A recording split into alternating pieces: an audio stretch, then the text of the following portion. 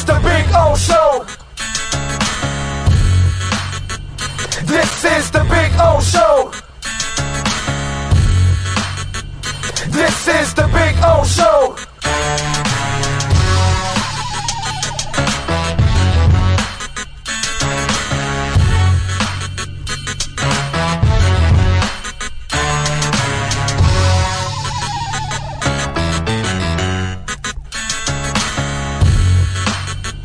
This is the Big O Show. This is the Big O Show.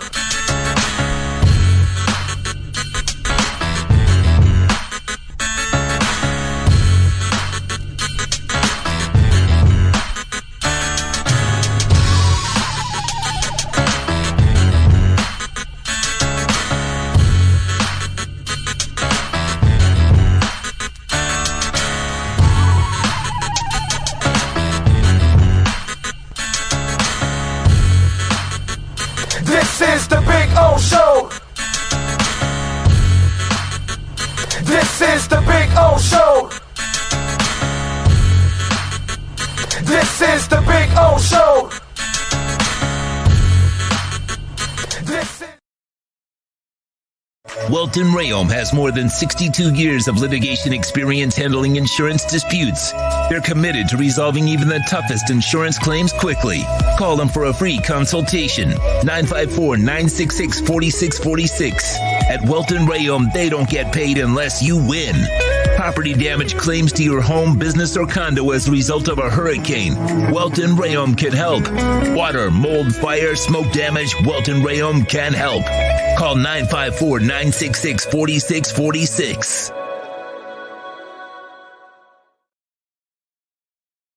If you're a Miami sports fan, then there's only one store to go to, and that's Caneswear at Miami Fanwear in Davie. They're your one-stop shop for all your inner Miami CF, Canes, Dolphins, Panthers, and Marlins merchandise. They have hats, t-shirts, game day jerseys, and so much more. Located at 2511 South University Drive in Davie, and open 24/7 online at caneswear.com or innermiamiwear.com. Call them at 954-835-5597. Caneswear, the spot where Inner Miami and all Miami sports fans shop.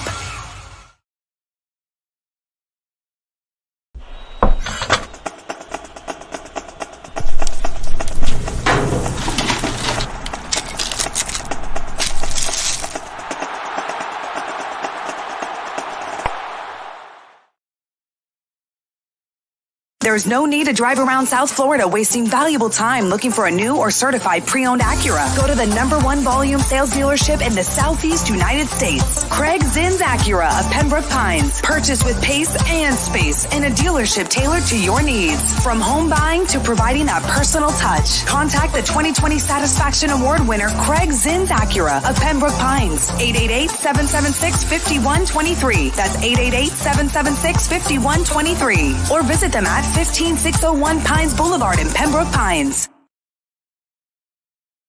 Oh, I think I know what this is. Houston, we have a package. Hello? No matter where you are, the Sloman Shield home security system guards your home. With next-gen perimeter protection, 24/7 monitoring, and interior motion sensing. And right now, get a free Sloman Shield security system and doorbell camera, all professionally installed, for free. Shield your world, the Sloman Shield. Why is it that you get locked out in the worst moments of your life? Where are my car keys? Man, I can't find my house keys. In those frustrating moments, you need a locksmith you can count on. A. Lenny Locksmiths in South Florida, from Miami to Port St. Lucie. In Central Florida, A. Lenny locks it down in Orlando and Tampa Bay. Lockouts or lock changes for home or business. Car key replacements and programming all model cars. 24-hour service. Call them at 855-869-5625. Go to the website at alennylocksmith.com.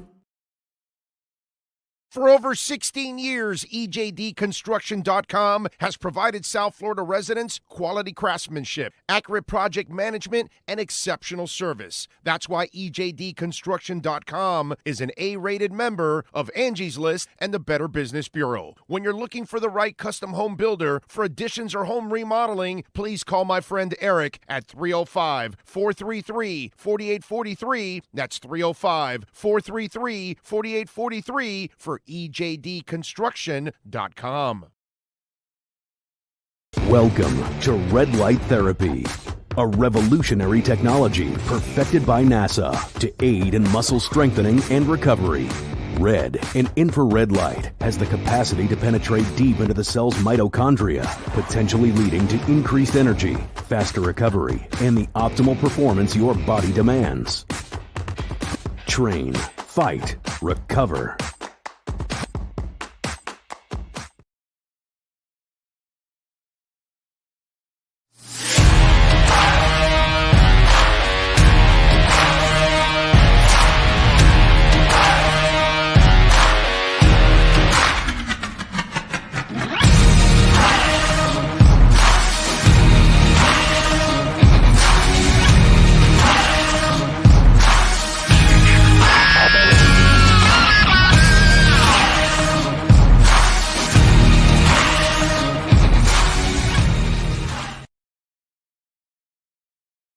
Statements or beliefs expressed on the following program by the host, guests, or callers are not necessarily the opinions of FantasyXS.com, Media Group Inc., ownership, management, sponsors, or website. When it comes to South Florida sports teams, very few in the media have witnessed, lived, and covered it like the Big O. Let's start the program dedicated to your favorite South Florida teams with a passion that's unmatched. The Big O Radio Show is on. Here's the Big O. Oh, good morning, boys and girls. I hope you all are doing well out there. Man, this is a good morning. Feel good. Yeah, baby. Gotta love it, man. Some good news coming out. Inflation starting to taper off now. CBI data came in, 7.1. Markets shot up. Crypto shot up. Got Bitcoin hitting 18,000 pretty much. Damn, that's I like it. I like it. I like it. And the markets are in green. They're like at 400 right now. So good stuff. I love it. I love it. They were expecting 7.3 on the core inflation, and actually it rose 0.2, and they were expecting 0.3. So looks like, maybe the Fed's now on the next go around, it's only half a point instead of 3/4 of a point here. So we will find out. So it's good for those of you that have your investments. Well, stock market's going up, crypto market's going up. Crypto would have been a little higher right now if it wasn't for the whole FTX mess, which, by the way, they arrested Sam Bankman-Fried yesterday in the Bahamas. It's going to catch up to the Democrats, too, unfortunately. But, hey, you do dirty stuff, you deserve to get busted. And so he was charged with wire fraud, money laundering, securities fraud, conspiracy to defraud the United States, and campaign finance regulations too. So remember I told you about this over a year ago, that and here's where I read it wrong, by the way. I told you over a year ago that Sam Bankman-Fried was the biggest donor to Biden's campaign. And they say he's number 2. I thought he was number 1, but whatever. And probably number 1, but whatever. But the bottom line is, obviously, a lot of that money was, people that lost their money. I mean, that guy was buying properties for his parents. Everybody was getting a property. The Block, which is a crypto a website, Sam Bankman-Fried was paying the president of that company to write negative things about other crypto companies and things like that. So he was trying to manipulate the market with all of that, and obviously he was also manipulating the Democrats, and so he could try to. Here's where I misread it, because I thought he was a crypto guy. I thought he was trying to better crypto. What he was trying to do was just better FTX and bury everybody else. And this guy's going to go to jail and rot for the rest of his life. He should never see the light of day. Hopefully will probably get a couple beatdowns in jail too at the same time, which wouldn't be a bad thing. But the Democrats are going to have to answer to this, buddy, because they took a lot of dirty money, and they ended up taking. Now, the Struts have that song, Dirty Money, Dirty Sexy Money. You know what I'm saying? Now, this money wasn't sexy, but it was dirty. And, that's going to be an ugly scene for them. And remember, he was supposed to testify in Congress today. So they snatched him up before he kind of aired everything out. So you just wonder also if the Biden administration also didn't want him to air all that stuff out, because it could, interesting stuff developing there, because that guy was involved in all kinds of things. So is Mr. Wonderful going to bail him out? I'm just wondering. Is he going to bail him out? Wow. That's but the good thing, I'll tell you, and we'll get to sports now, but just to kind of go over it for those of you that do invest, this is all good in the long run. It's bad for the people that had money in FTX, and I feel bad for all the people that ended up losing money, just like Celsius, just like Luna. We've had a couple of those companies go down, and people had money invested in it. But the good thing about all of this is that you're weeding out all the bad, because there's nothing wrong with crypto, but it's like a bank or an investment firm or those kind of things going dirty with other people's money, like Enron and all that kind of stuff.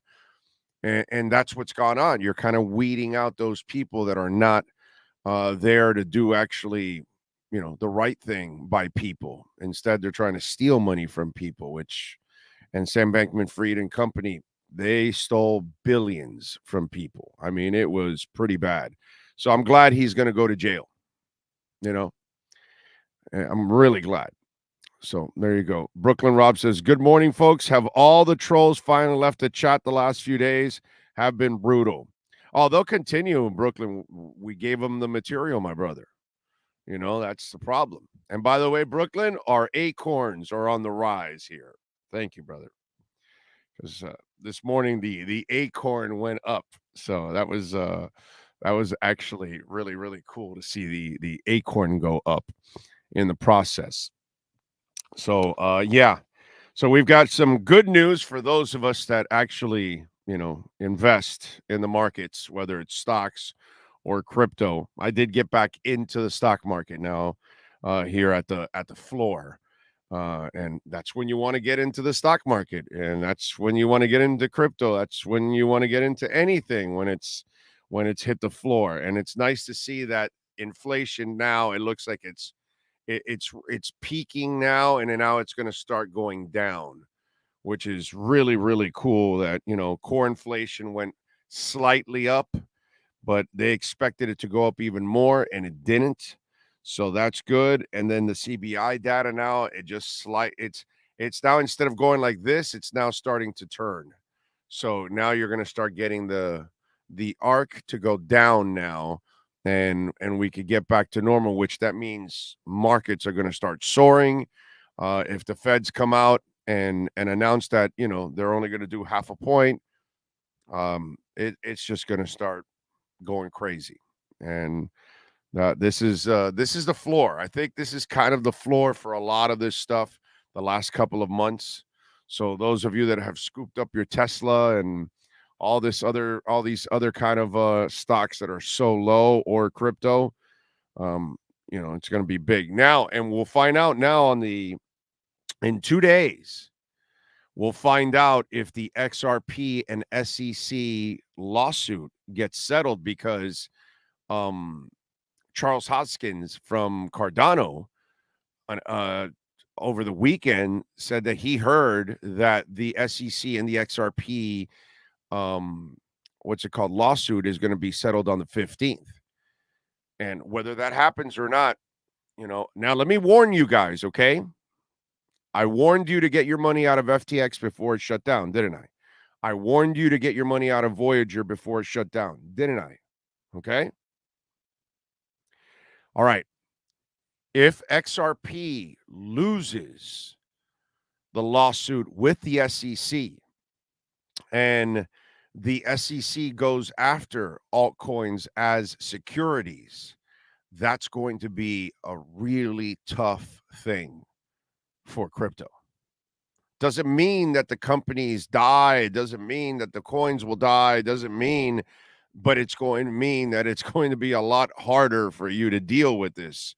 And people will sell off. So as low as it's been, it could get even lower.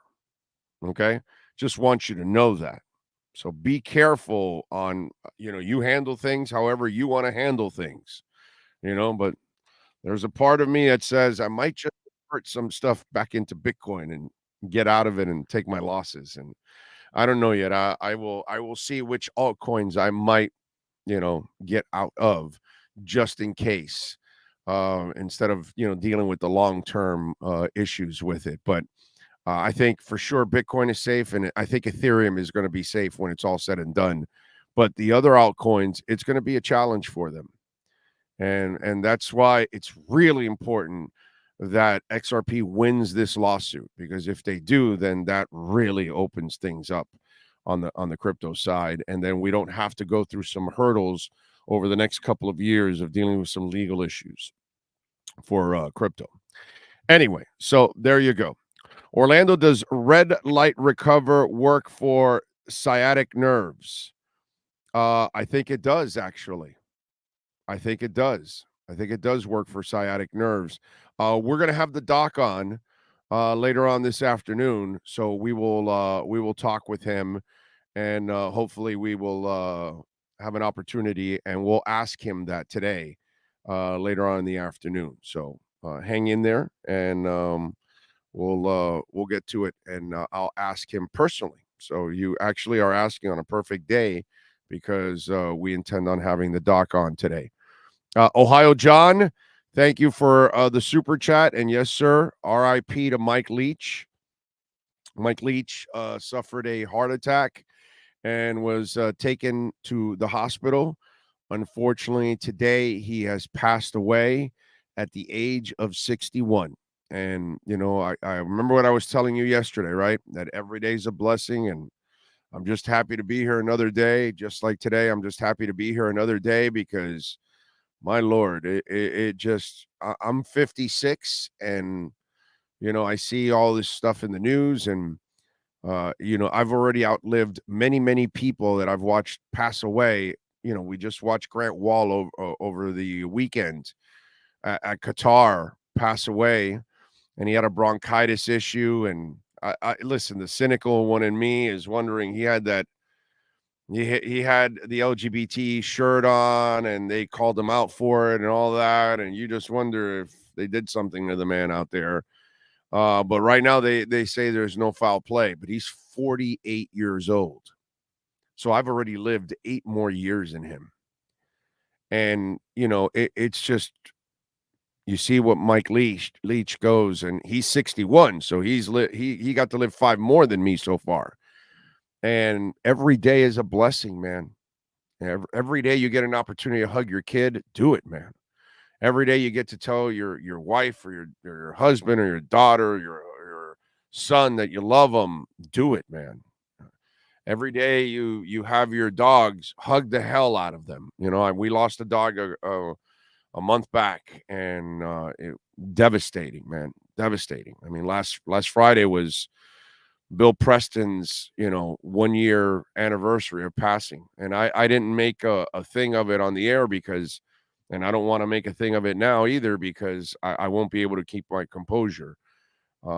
And it's just one of those things that every day of life is a blessing, and I know that we take it for granted when we're teenagers and we're in our 20s and probably in our 30s. But as you get older, man, you appreciate every single day that you're able to enjoy doing this, hugging my wife, hugging my daughter, playing with my dogs every day. It's just one of those things. And so appreciate it because you see with Mike Leach yesterday, and you see he was rushed to the hospital. And now we hear this morning that he passes away at 61, and a man that obviously meant a lot to college football, was a really interesting character, brought a lot of color to the game. And also a lot of people enjoyed interacting with Mike Leach. You know what I mean? Had his ups and downs in his career like everyone else has in life, have their ups and downs, and you got to try to, fight through them. Right now we're watching Tua and Mike McDaniel go through a different kind of up and down, but they're in a valley right now, and they got to figure it out, And you hear the news about Mike Leach, and and you feel bad for the Mississippi State program and those kids and his coaching staff and the fan base. Just obviously the Leach family. So our thoughts and prayers to the entire Mike Leach family. Obviously, the Mississippi State family in college football. Sad news, man. Sad news. Just appreciate every single day, folks. Appreciate every single moment that you get to do what you want. Richard McLean, thank you, sir, also for the love on the super chat I see there. Thank you, sir. And True Fin Fan, he says, listening to my favorite Dolphin from Key West. Oh, you bastard. You lucky bastard. You're in Key West. I love hanging out in the Keys, bro. God, I love hanging out in the Keys. It's one of my favorite places in the world to just chill out. If I could afford it, you know what I mean? Which I can't, but if I could afford it, I'd have a little pad, a little condo somewhere down there and go down there all the time and hang out with the wife. If I could do that. It doesn't have to be all the way in Key West. Could be Key Largo. It could be Isla Morada. It could be, the southern part of the Key, the middle part of the Keys, or all the deep. Well, actually, the deep part is the southern part, or the northern part of the Keys, or whatever. But the Keys are that's heaven, man. That is absolutely heaven. So thank you, True Fin Fan, for the super chat and always keeping it locked here, my brother. Appreciate you. Nerdsworth is asking, Congress has the authority to regulate any kind of transaction that involves a receipt of sale. The case law on this is legion. Well, we will see. There are certain things that they can have control over, and then there are certain things like Bitcoin they cannot control. They can't at all. It's a decentralized platform, so they will never be able to control Bitcoin at all. You know what I mean? Now, if some of the crypto is centralized, then they will have a better chance of controlling it.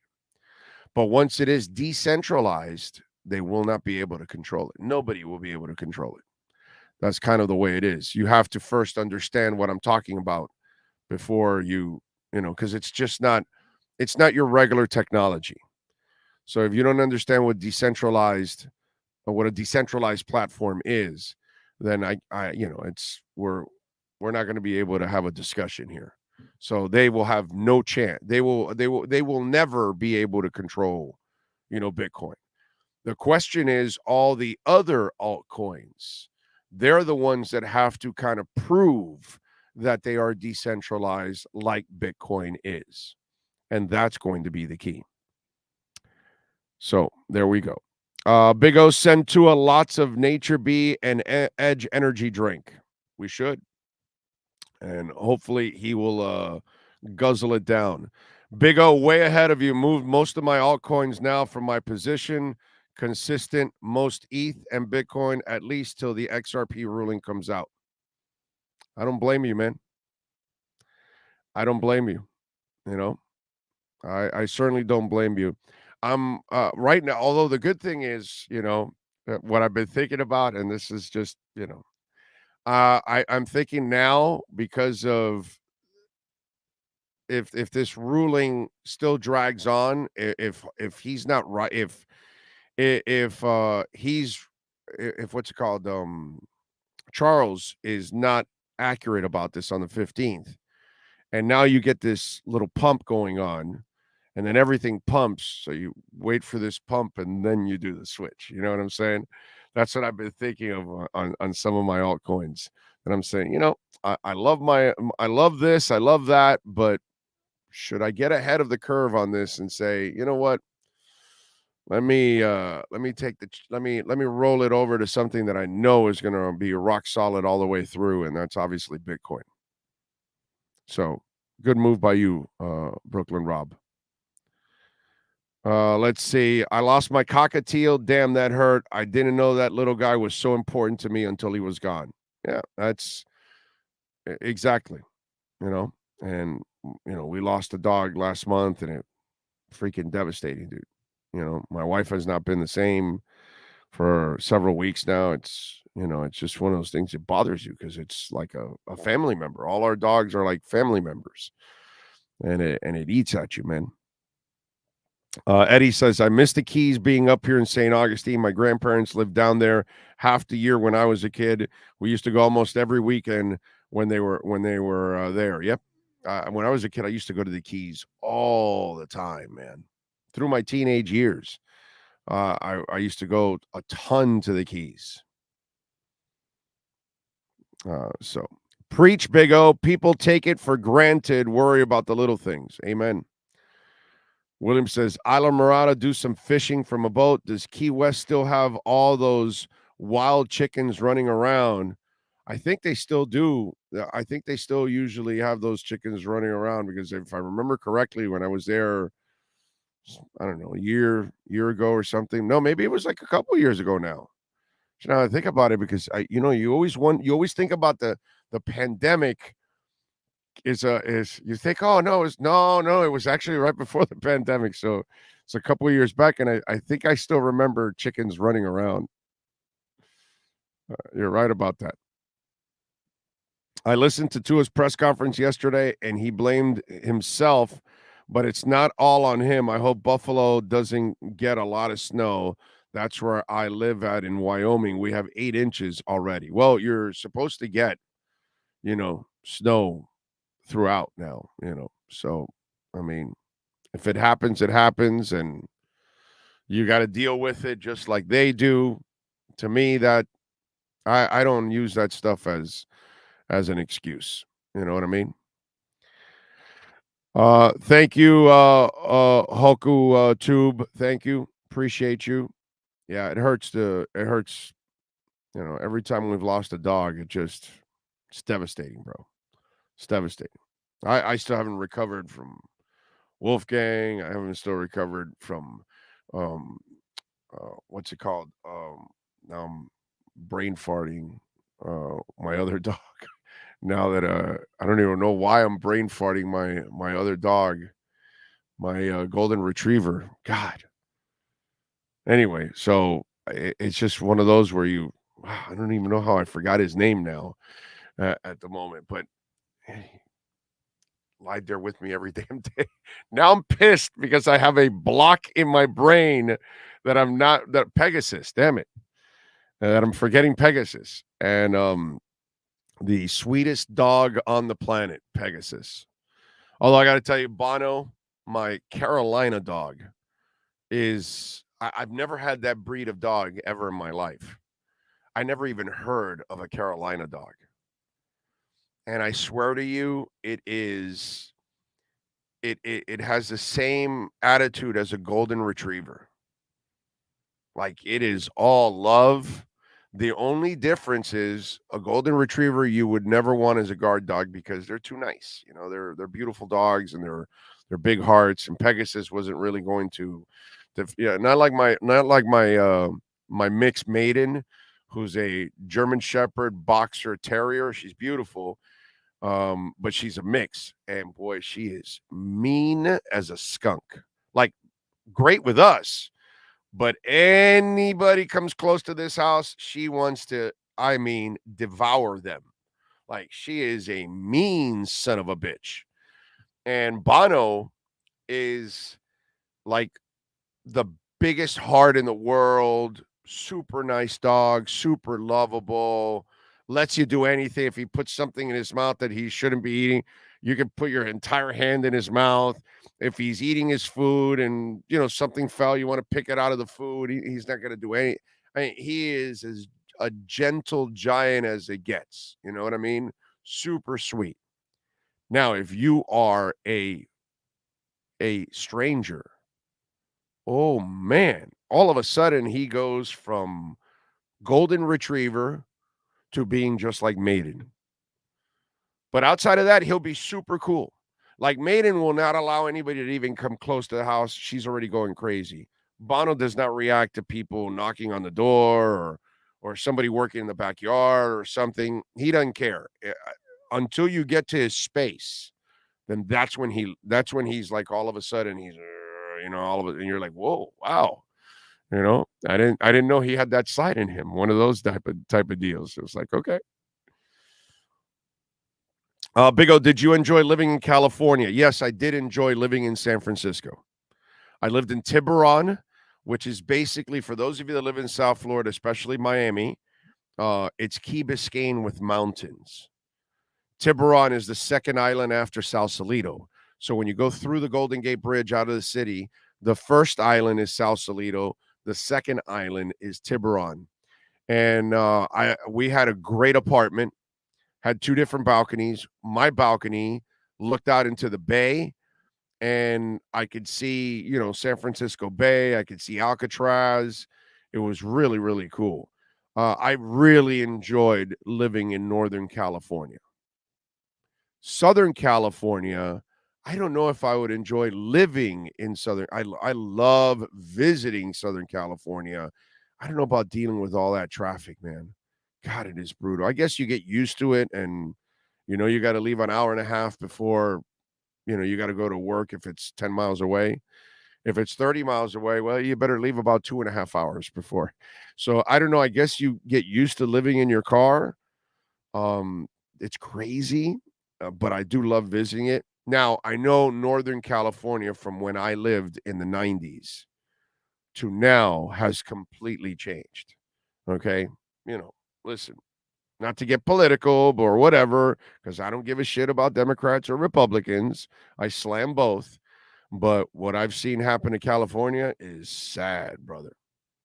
What's going on the West Coast is sad. Washington, Oregon. I mean, that's some shitty-ass leadership over there. And they've allowed some garbage. You know what I'm saying? The homelessness problem that goes on there is just overflowing. And the thievery and all that. So I don't know if I would enjoy myself anymore in San Francisco. I mean, I watch enough of the news to know what goes on in San Francisco that, no, man, I would not enjoy probably living in that where, a lot of the shit that goes on there will not happen in this state. And it's a shame because California is freaking awesome. It is an awesome state, but screwed up leadership. And I laugh when they say Newsom may think of running for president. I wouldn't vote on that guy if I was through 10 lifetimes. Anyway, Joey says, Big O, when my dog passed away a few months ago due to cancer, you gave her the best shout out there, and it made mine and my family's day. We were hurting a lot. I'm sorry about that, Joey, man. I'm whatever we could do, I'm glad we did a little something for you there, man. But I know how it is, man. Nothing replaces it, So it bothers you. It's one of those things. And for us, we had like, it was like we called them the three amigos, uh, with Flashy, Ollie, and Ziggy, and we lost Flashy, and so it's like when you're playing with the other two, you're like it's incomplete. There's supposed to be three of them, and now there's only two of them, and it's just one of those things that bothers you every day now that Flash is not here and the other two are here, and it's brutal. And you know what? The Flash was the dog that looked out after everybody else, all the other dogs. He was always worried about everybody else. It was really weird how, like, you wouldn't think. I think people don't realize how smart dogs are and how emotional they are, how they know if you're going through a tough time. There is a there with the owners and your dogs. It gets to a point that there's like a symbiotic, connection, or a relationship, and so you feel their pain, they feel your pain. They are incredibly smart. I think people don't really give dogs enough credit for how smart they are and how much they can connect with your family, man. So it sucks. Big O off topic here. You got to see Bad Santa? No, I never saw Bad Santa. Never got to see it. Sorry, brother. I know you guys asked me 100 times about it, but I guess my life is just I don't stop, so I haven't had time to see. I haven't had time to see a lot of shows anymore. I don't really watch a lot of shows. Since I started the platform, it's a lot of work on this, and then my time off, it's usually with my family, with my dogs, concerts, taking off with my man Greep. We go to a crap ton of concerts. That's usually what we're gonna do. If I'm not hanging out with Sean, I'm hanging out with Robert Grieper, and if not, I'm hanging out with my family, and that's it. That's pretty much what I'm doing constantly. And TV, I just haven't had a lot of time to watch movies and shows and things like that. I did watch a movie over the weekend, I think, with the wife. It was all right. I forgot the name of it, but that's the other thing lately.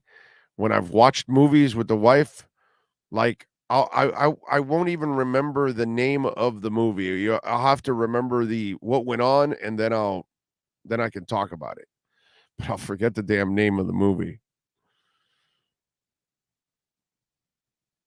Let's see what else do we have. All right. Polly King says, "How you doing, Big O? I'm currently in Dallas, and we have 3 tornadoes going on, but I can't miss the Big O show."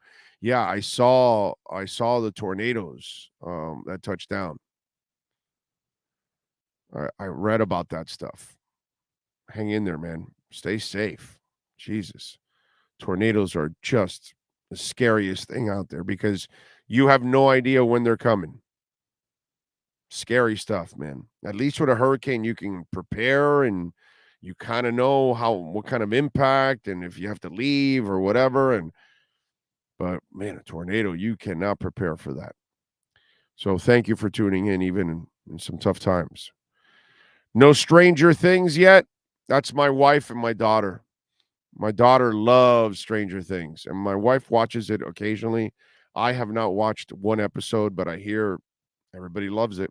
Everybody watches it. In light of the recent offensive struggles, John says, are you expecting McDaniel to change the offensive game plan this week against Buffalo? And what do you make of the struggles recently? Well, John, I can't explain the struggles.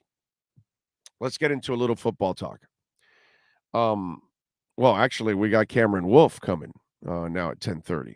So I don't know if I should get into too deep into this kind of stuff because it's 10:32. I guess send him a reminder there, Sean, and see what the hell's going on. I got some stuff. Did you try again? I'm not talking to you, bitch. Shut up. Anyway, so this watch is, I love my Apple Watch, but sometimes she doesn't know how to shut up. Can we turn this bitch off? Do you guys know if I can turn that bitch off? Do you know how to do that on the Apple phone? Anybody know how to do that? Like, I don't want to talk to Siri. I don't care about Siri. I don't care about you. I don't have an answer for that. Is there something else I can help with? No, get lost. I'm sorry. Yeah, you're sorry. Interrupting my conversations, dictating my conversations, possibly sending them to other people that I have no idea. The hell is wrong with you? Siri's a nosy bitch. Just want you to know that. Okay? I like my Apple products, but got to be able to turn Siri off. Okay? Because that is one nosy bitch. Got to tell you. All right, let's get to Cameron Wolfe. I heard Cameron got lucky. He's not getting sent to Buffalo. Maybe he's now falling into the good graces of the NFL Network. Let's get into the Wolf Pack. We unleash the Wolf Pack as we get the latest in the NFL and the Miami Dolphins with our KSDT CPA Pro Football Report with NFL Network insider Cameron Wolfe. KSDT is one of South Florida's largest and one of the country's fastest growing accounting firms. KSDT CPA is a full-service firm that also excels in crypto. Visit them at ksdtcpa.com or call 305-670-3370. Here's NFL insider Cameron Wolfe. All right, the real important issue. You know how to turn this bitch Siri off? No, I don't have an Apple Watch purposely for that purpose. I do not want to have to worry about my conversations being tapped into and Siri saying, hey, pop it in when I'm talking to somebody. So I have AirPods and I have an iPhone, but that's the furthest I'll go with Apple. There's got to be a way to turn her off, right? I mean, it's got to be a way. No, she's like, you remember the show? I don't know if you watched the kids shows. I'm younger, but there's a show called Smart House. There was a movie called Smart House. I think it was on Disney back in the day where they won a house that had smart devices. Like you talk to them. It's like a Siri type product before Siri. And so you could say, hey, make a milkshake for me. Get my clothes ready, make dinner. And the house did it for them. And so they won this house. That called The Sweet Life of Zach and Cody? No, that's called Smart House. It's called okay. All right. Just Smart checking. House. It was a movie. And so they had this house and they loved it at first. And then she started to turn on them because she started to learn their tendencies and tried to be the mom of the household and tell them how to do this and tell them how to do that. And they would try to shut her off and they couldn't. And so the whole premise of the movie is essentially what you're dealing with in a bigger route with your Apple Watch and Siri. Okay. All right. Well, that's it's probably, I think it's probably a early 2000s movie, sort of a kids movie, but I think that you would, you get a kick out of it given some of your issues with the Apple Watch. Yeah, I guess that's right when my daughter was born in 99. Okay. So that's probably why I don't know that one because, I need a few more years until she started watching. She wouldn't. It was probably a show for like preteens to teenagers around that time, which I was at that point. Right.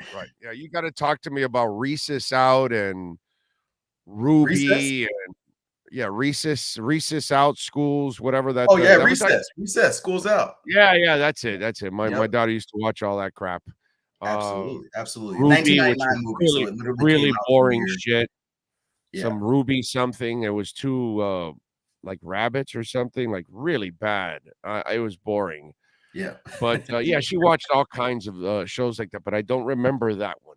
It was a movie. It's 1999. I just looked it up. Yeah. So I'm not sure how it carries. I can't tell you I won't recommend it because it might not be good at all now 25 years later given the technology we have, but back then it kind of seemed futuristic and it was an interesting look at technology. By the way, this is an interesting nugget which I have no idea about your movie. But Man of 1,005 Holds has an idea about your movie. Did you know that Katie Seagal was the voice of the house? I didn't know that offhand, but now that I think about it, it makes sense. Do you know who Katie Seagal is? Yes, I am familiar with her. Okay. All right. How about that? Yeah. So she goes from that to Sons of Anarchy. That's and Married with Children. That's a hell of an extreme. Hey, you got range. She has range. Yeah. Well, you're a house, so it's all right. Was there a scar anywhere in the house? No, but the house became a real woman at some point. Okay, no, because if it was a scar, then you would know it was Katie Seagal because she has that scar on her chest. I saw Sons of Anarchy. Great show. Oh, it was a great show. Hated the ending, but it was and I hated that Opie died. Oh man, that's one of my all-time disappointments in TV history. But that's what made the show so great is that it was never predictable. Like a lot of these shows, you knew, okay, the main character is going to win. It's, they're going to go through these trials and tribulations, but eventually they're going to figure it out. Well, no, Sons of Anarchy did not work that way. The good guys often lost, and then we saw what happened in the end. It wasn't a happy ending. I mean, he's so ruthless, the writer, that he made himself a bad guy that got jailed and then was getting sodomized in jail. Yeah. That's how twisted the was writer ruthless. of the show. He didn't write himself into a role that was, great or anything. Yeah, like he's not hooking up with the women or anything like that. No, he's getting It was rough. It was rough. And I see somebody in the comments talking about no spoilers. It's been 10 years almost since this show has come out. That's enough time. Like that's one of my pet peeves that people talk about spoilers. If you've given somebody multiple years to watch a show, there's no such thing as spoilers. Yeah. It's over a decade old, bro. Relax. If you haven't watched it from now, I'm sorry. You were going to watch it. By the way, just so you'll know, he kills himself at the end with a motorcycle running into a truck. There you go. You want the ultimate spoiler? Right there, baby. Okay, right. So there you go. Lead actor right into a truck and a motorcycle, hands out, and just like, here we go. I'm done. See, I didn't go that far. I didn't tell them the whole ending. I just, I am, because if you want to think that you're gonna really like make me feel bad on something that's older, almost as old as my daughter. Right. I mean, come on, bro. Enough already, Yeah, if this is a movie that came out last month, I'll give you that. Sometimes it takes, but multiple years, that's almost 10 years ago, decade show, and it's literally readily available on pretty much anything you can try to stream.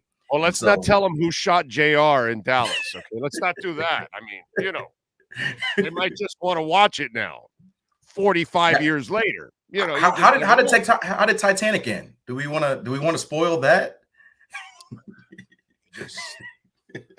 It was a sinking feeling. Let's just say that. Okay.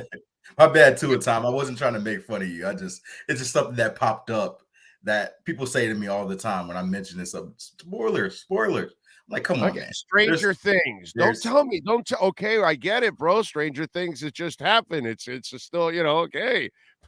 Sons of Anarchy. Come on, bro. I put out a poll. Although Twitter only gives me 4 options because I know the jokers would have loved the 5th option. Will the Dolphins go 4-0, 3-1, 2-2, or 1-3?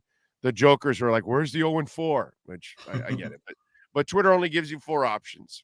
So I use those 4 options because I really don't believe they're going to go 0-4 at all, actually. But what do you think they do in the next 4 games? That would be bad.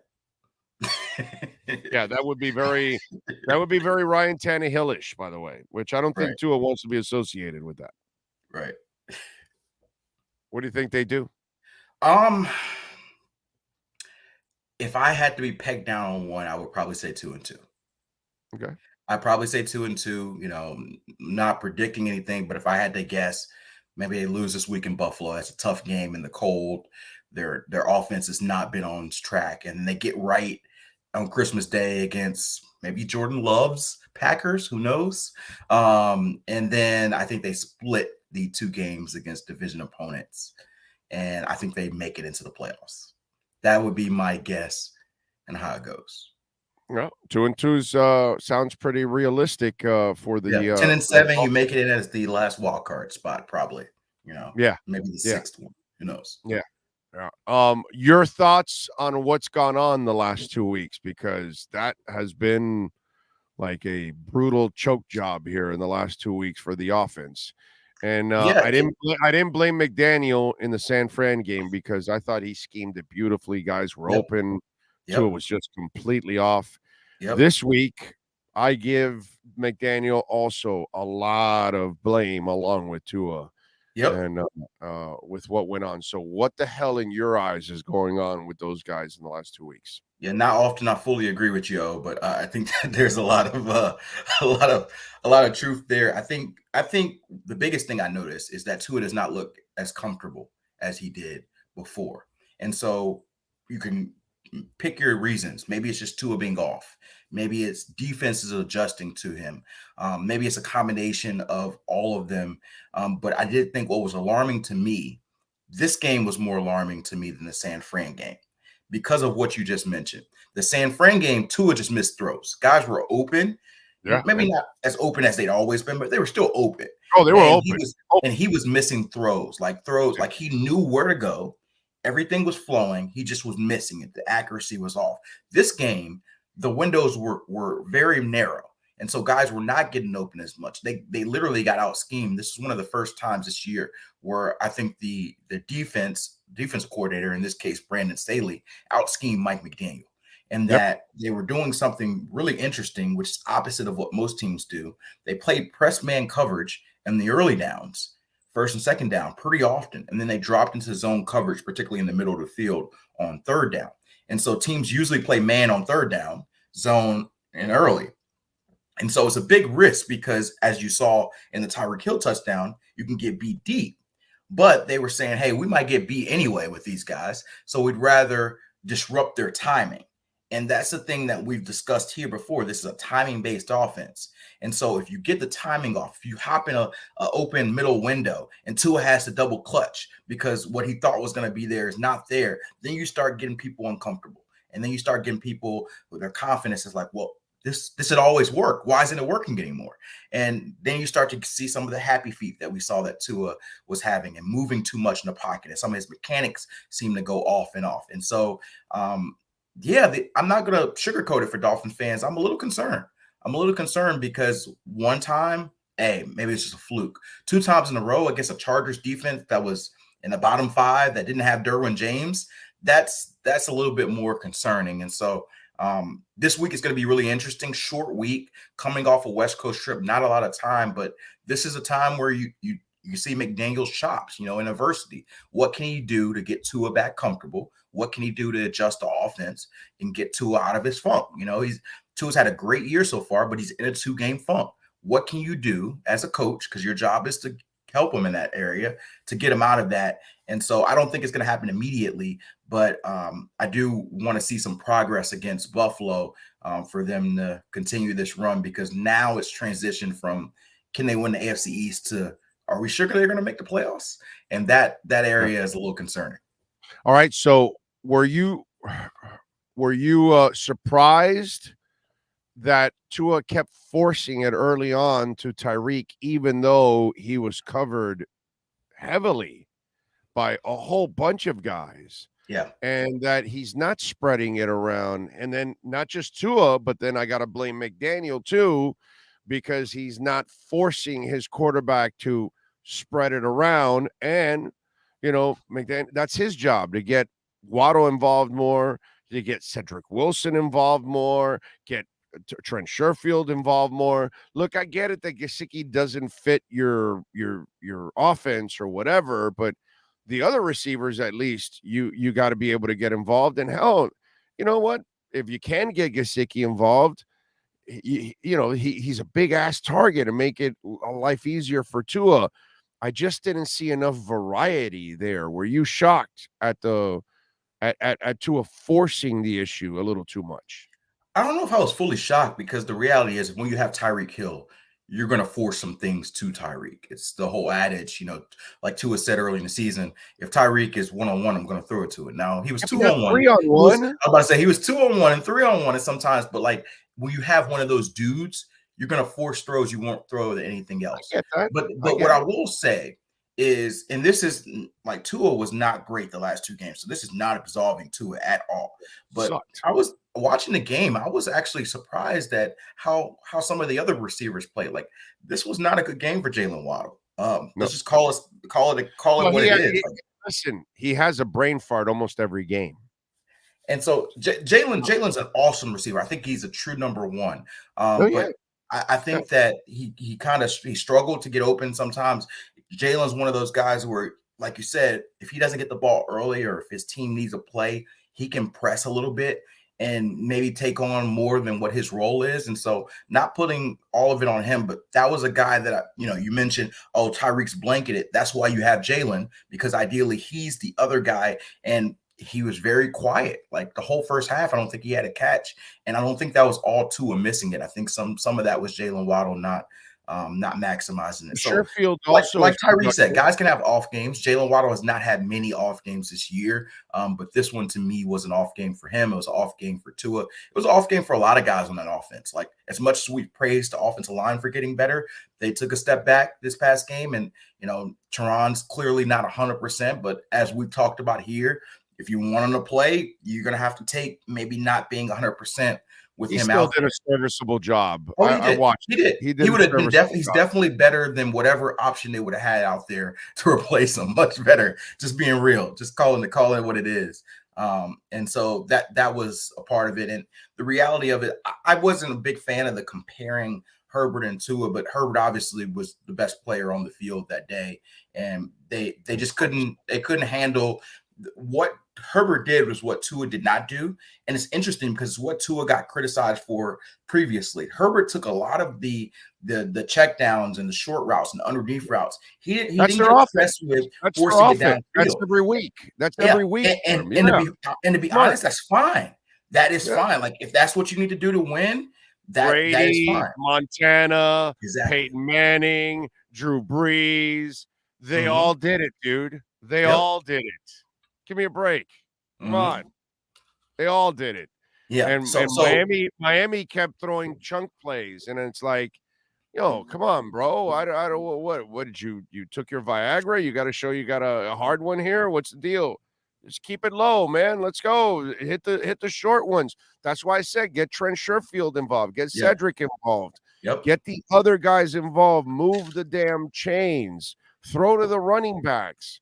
I was really disappointed that there wasn't enough of an adjustment from Tua and especially from McDaniel. Like this game here was an indictment on McDaniel. Last week, I thought McDaniel did an awesome job, actually, of designing the offense perfectly against San Francisco. Tua was just off. This week, Tua was off and McDaniel was off. And I thought that's really what disappointed me there. Yeah, it's an interesting balance. I do think that Mike McDaniel called a better game this week, and he'd admit that it wasn't his best game. But that being said, like I don't want to overreact to one game, although it is 2 in a row for the offense. Right. 1 for the scheme, 2 for Tua in the offense. And so that trend is troubling. The being out scheme thing does not stress me yet. What does worry me is 2 things. One, the run game, we saw a spurt of it. And the last couple of weeks has been dead again.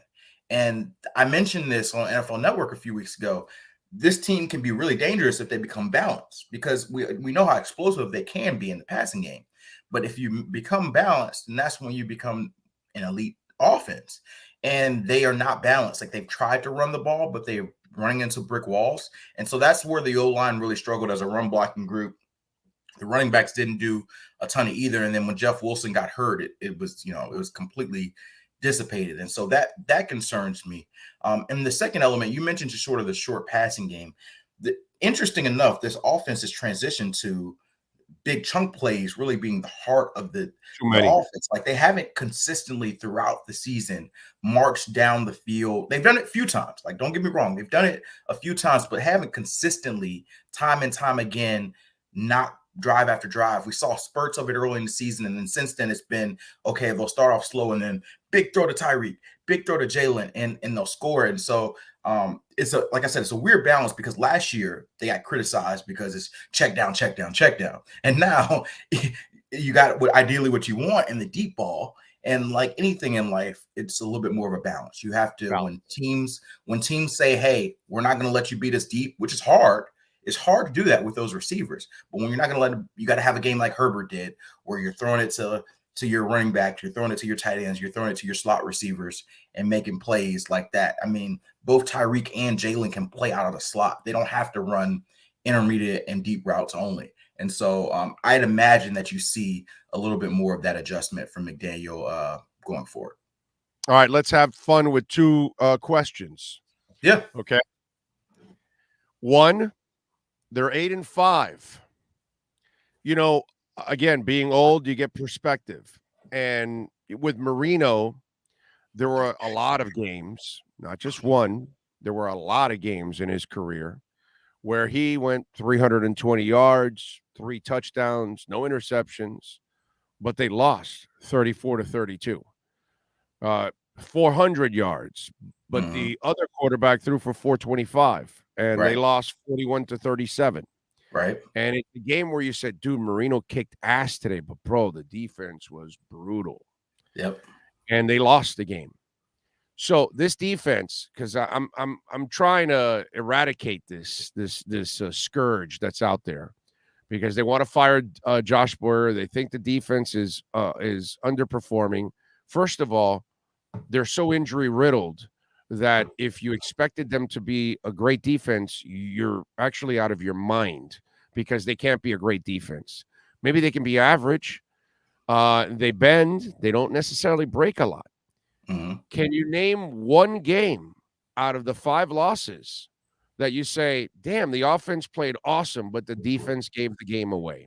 Did that happen once at all this year? No, because what we think that the 3-game losing streak was with Skyler and Teddy, and they did not play good offensive ball in any of those games. That they kept them in games. Even the Jet game. The Jet game was deceiving because of all the turnovers in the short fields at the end that just, gave them the easy scores at the end. And then that is true, but I will say there have been games this year where the offense has bailed the defense out, where they would have lost that game, huh? They're supposed to. I mean, I think they're each other supposed to balance each other out, right? No, not anymore. No.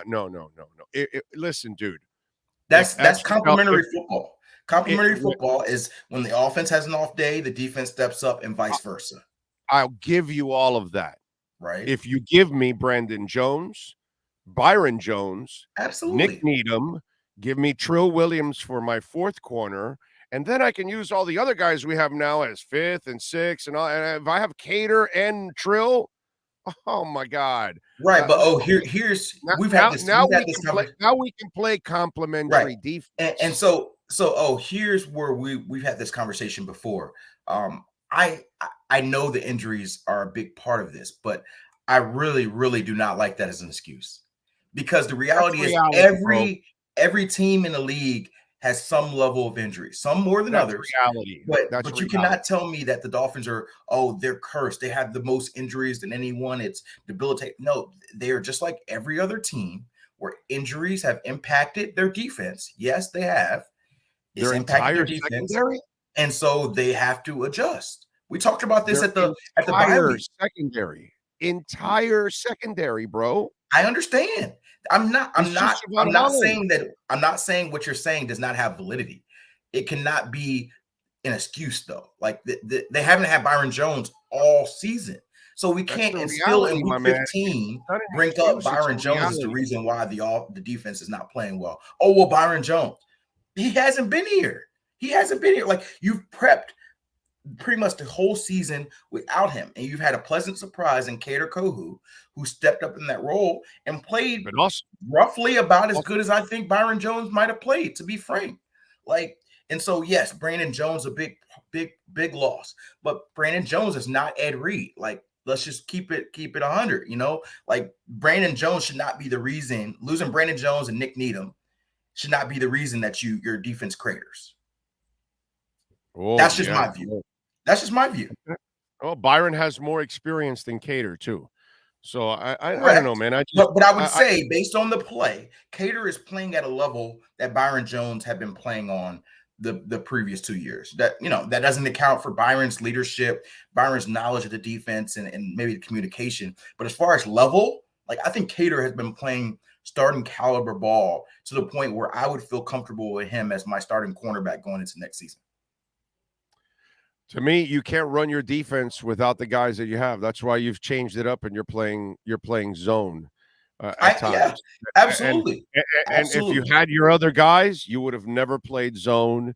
We would have had the amoeba defense show up a couple times this year already. They would have even blitzed a lot more than they. I know this week they blitzed a lot, but normally they've been holding back and not blitzing as much because they don't have that secondary. So if they had that secondary, then they could play a little bit more like they normally could. But now they can actually, unfortunately. And by the way, Chubb has not really been, this week it was Wilkins, Phillips, and Cater were the guys that were like all over the damn place. Yeah, Wilkins had a great game. Phillips flashed a lot too. He's going to be a good player. I think Chubb will be fine, but he has not made the first round impact so far. But it's tough joining a team midseason. I think that move is much for this season. Shit, the way Wilkins and Phillips are playing, you should play better. True. I'm not absolving Brandon Jones at all. I'm just saying the reality of the situation. If we're going to use injuries as an excuse, I guess we could have used that a guy showing up to a new team and a new scheme in the middle of the season does have some impact on his play as well. Yeah, no, I'm with you, but end and corner, it's not like linebacker. It's not like safety. You're kind of an island guy almost, an end and a corner. It's kind of basic. Hold the point, rush the pass, rush the passer. It's not really that complicated for certain positions on that on defense. And end and corner would be, I think those are the easier ones to adjust to out of all the positions on defense. Would you agree? Maybe, but my thing is, I think football is a little bit more complex than people give it credit for, and the Dolphins do ask their ends to do more than just see ball, get ball. There's a lot of defenses where your edge rusher is just see ball, get ball, and that's different. But this one is not quite the same. They asked their end to do a little bit more. If you remember, Jalen Phillips struggled to be on the field for 3 downs as a rookie because he had to fully learn the defense and learn his responsibilities and master that. And so, Bradley Chubb's coming from a different style of defense. That's all I would say. And Rosendo says Greer should have traded X last season. I don't want to hear that shit, Rosendo.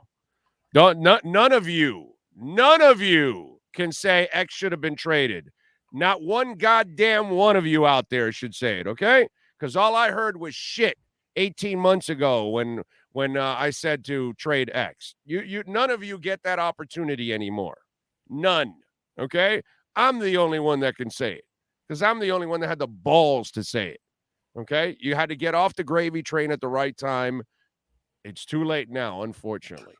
So I knew you were going to come back. I knew you were going to come back with this X stuff. I saw that, and I don't want to hear anybody say that. By the way, I think it may not be this season, but I think they'll be fine with X. I think. Yeah. Don't let him go. This year will be Byron. Next year will be X. I think that X will have. This year, Cater comes back. He'll take Byron's spot, and then you'll get Needham back, and you'll get Trill back for more depth. And then the following, you'll probably draft another guy, and then the following year, you'll probably part ways with that. I think you're underestimating what X is playing through this year. I think he'll be fine. Well, that's been part of his career, also, my man. Injuries.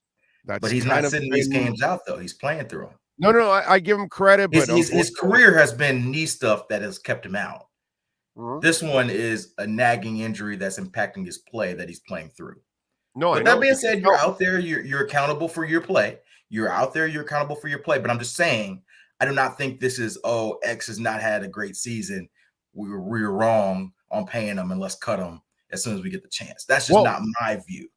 Oh, no, but my view was injury, off the field. I remember. Money constantly, all those things that have been coming up. And guess what? We got another injury again. So whether it was knee or this or whatever, I don't care, bro. The bottom line is there's always something with him. And that's kind of why I said, get off the gravy train. You got the 10 interceptions. Go get multiple picks. And by the way, after what the owners did, boy, a trade would have brought you a whole bunch of other picks that you could make up for the 2 picks that you lost. All right, one more thing before I let you go to have a little fun with this. Yep. Justin Herbert played really well, right? Mm-hmm. And there's a lot of praise. No doubt about it. He played well, made some really nice throws. Right. What happens if the Dolphins get lucky and score a touchdown and it's 24-23? Is the night looked at the same for him? 370 yards and 1 touchdown? Because he threw as many touchdowns as Tua. Yeah, so, I mean, Dolphins. The narrative is beautiful, and he made a whole bunch of really nice throws. He does this all the time, by the way. I watch all the Chargers games. What he did, he does this all the time. He has a great arm. He has great athleticism. But he produced 1 touchdown, bro. 1 touchdown and 370 yards. Okay? And I get it. He outplayed Tua by miles. Tua choked like a dog the last 2 weeks. I can't defend Tua for anything the last 2 weeks. But if they lose 24-23, I'm just saying, I just feel like the narrative would have changed around and people would have said, well, yeah, he put up, but dude, he only got 1 touchdown with 370 yards. They settled for too many field goals. Right. Because that's been a problem here in Miami for many years with different quarterbacks, that they can't finish drives, that they have to settle for field goals. Right. That wasn't a narrative that night because they won by 6 against a really poor playing offense for the Dolphins. So what happens if that game ends 24-23?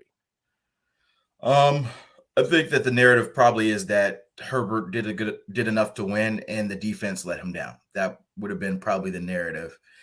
Or the bad luck Chargers. Here's the thing about the Chargers, and we were talking about this. And kind of so if it's 24-23 and Tua loses and he throws 370 and 1 touchdown and they settle for several field goals because they couldn't close the door, would the narrative be the same?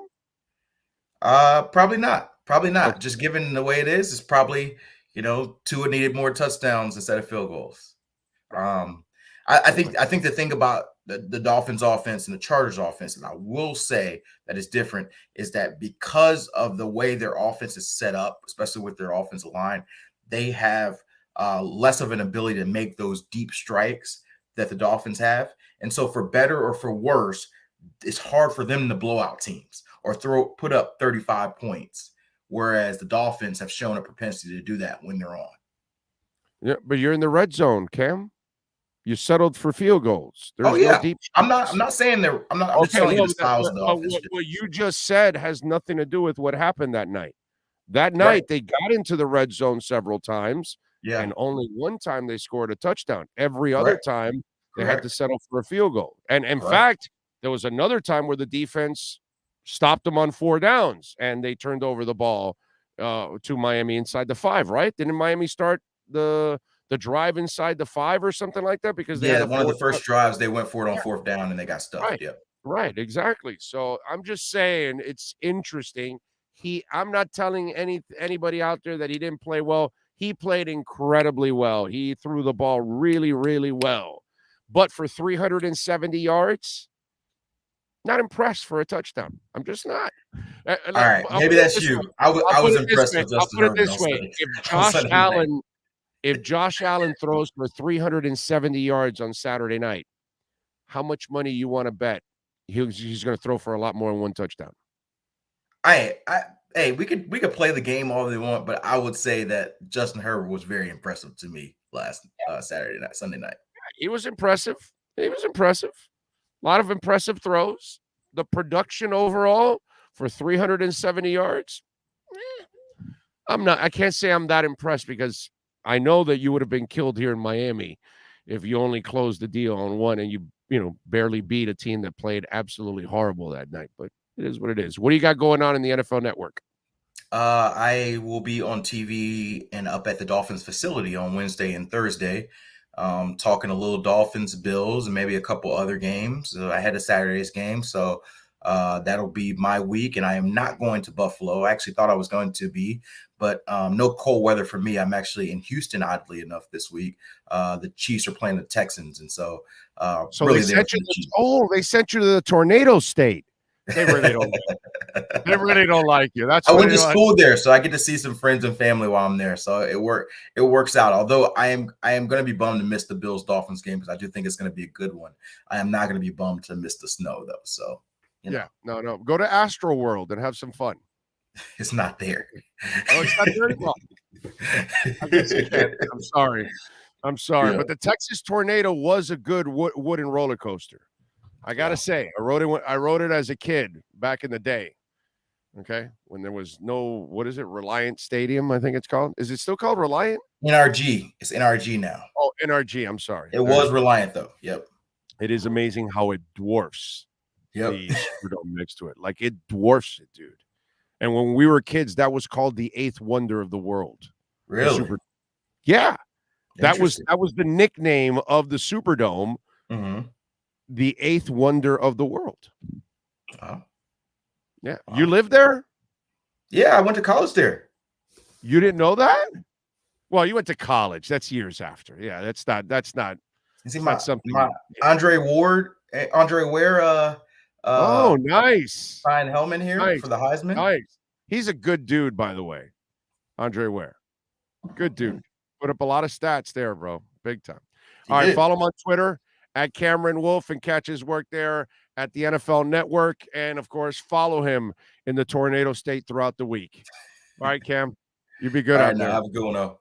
You got it. There we go. The Wolf Pack has been unleashed. This has been the KSDT CPA Pro Football Report with NFL insider Cameron Wolfe. KSDT is recognized by Forbes as one of the top tax accounting firms for 2022. KSDT CPA is a full-service firm that also excels in crypto. Visit them at ksdtcpa.com or call 305-670-3370. All right.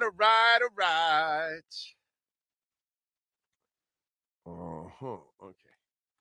That's some Arsenal headline there. Not a big deal for the rest of you. That only matters to me. Anyway, didn't Big O say a win is more imp 6? I don't know what the hell that means. Do you mean like important or something? Yeah, the win is the most important thing. I'm just saying 370 and 1 touchdown. That part I'm not that impressed. You know, I know how this world works. The Dolphins get lucky and score a touchdown at the end of that game and win 24-23. You know, people that are bragging would not be bragging the same way. I know it, dude. I know it, but he won. Tua looked like shit. That's what happens. That's what happens. We are into hour number 2 of the program. Don't forget Sports Grill.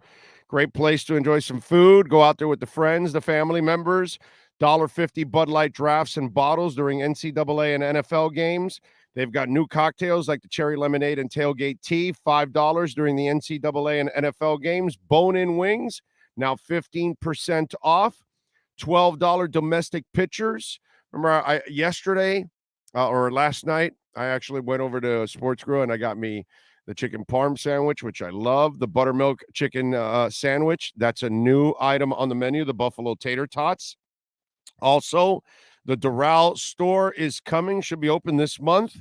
Hot sauces available. You can take them home now. The buffalo sauce, the Miami Heat, the blackberry, the barbecue, the dale. And today's Tuesday, $2 tacos. You can choose from chicken, beef, or fish. Go to sportsgrill.com and check out the location nearest you, which is a beautiful, absolute beautiful thing. All right, what else do we have going on? Remember, if you want to get in on the Welt and Rayom text line, that's 855-912-1056. That's 855-912-1056 on the Welt and Rayom text line. You can also reach out to us on Twitter. That's at Big O Show. Follow us there as always. That, my friends, is a 24-hour talk show on Twitter. There we go. So nice to see. All right. How about SBF finally getting, yes, talked a little bit about that to start the show, Lofi. I kind of started with all of that. To Extreme says Big O Herbert played well and did what he had to do for the win, but he himself controlled the entire game with his pocket movement and awareness and covering and converting on those third downs and extending drives. He did great. Played a hell of a game. But Miami was right there to win that game. It's just the offense couldn't come through, unfortunately. So, anyway. Some guy put their crypto crash and then it disappeared. I guess he had to delete it since I guess he's wrong or something. Did you see Binance getting in hot water with their well, the money laundering thing is a bunch of BS. Money laundering's been going on with banks forever. It's not a big deal. Let's not make it that's why Panama put a bank in every block in downtown. Okay? Because they've been money laundering for years, the banks there in Panama. And many banks around the world have been a part of that. So that stuff is so silly. The good thing, and as you know, Lofi, if you follow crypto and you seem to be way smart in crypto and you understand it. The best part about all of this is that when you cheat in crypto compared to banking, you can actually hide it in banking. You cannot hide it in crypto. So if you do illegal activity on crypto, it's all on the blockchain. You can't get around it. That's the biggest misconception that's out there that people don't understand, that the blockchain and crypto will end up actually cleaning up dirty activity because there's way more dirty activity going on with money because they've got all kinds of shell companies and all kinds of stuff that they can hide it. On the blockchain, you cannot. And that's the part that people don't understand. That's why you can track down money that is stolen and you know exactly where it's at and you can exactly track it and know exactly where it came from. So eventually they will know everything that SBF did, where all the monies came from, what he did with it, how he spent it. Why? Because there's going to be a digital imprint of what he did. The blockchain and crypto will end up making it easier for authorities. They're just too freaking stupid to actually understand this. But eventually they'll understand it and they'll figure it all out and go, wow, this is a benefit to us. No shit, Sherlock. But whatever. I don't think Binance will fall. Apparently they've got the money. It's just one of those where they're going to get a money run now. And again, why do you have your money on an exchange? That's the part I don't understand, Lofi. Why are you having your money on the exchanges? What is wrong with you? That's the part I don't understand. I will not understand. I won't ever understand. How in the world are you doing this? What is wrong with you? And to me, that's the crazy part about all of this. You're actually keeping your money on the exchange when we keep telling you put it in a cold storage wallet. I don't care who it is. A friend of mine has his money on Binance. I go, bro, I don't think Binance is going to have an issue, but I wouldn't keep my money on Binance. I wouldn't keep my money anywhere. I'd keep it in a cold store. That's the beauty of crypto also. You need a bank or a mattress in order to hide your money, right? You either got to keep it in the bank, and if the bank's shut down, closed, whatever, then you've got your own problems like you've seen around the world at times. But with crypto, you can actually be your own bank. But you do not keep it on exchanges. That's the part I don't understand. You shouldn't have your money in any exchange. You should be your own bank, and it should be in your own cold storage wallet. Exchange falls, it all falls. Exactly. Yep. Xavier, I wasn't impressed with the totality of it. 370 for one touchdown. Do you not understand English? Yeah, he made all kinds of great throws. The stats were terrific. 370 yards, bro. 367 to be exact. That's fantastic in a game. The overall production of it, not impressed. 1 touchdown. It only looks good because the team wasn't challenged, because the Miami offense did not show up. So, yeah, he played great. He made all the throws. He does this every week. And then when you push him and press him, he doesn't respond. The problem is Miami did not push him and press him. They did not put any points up.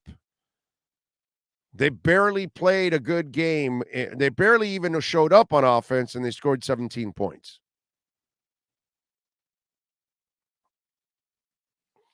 So, yeah, I watch this every week from the kid.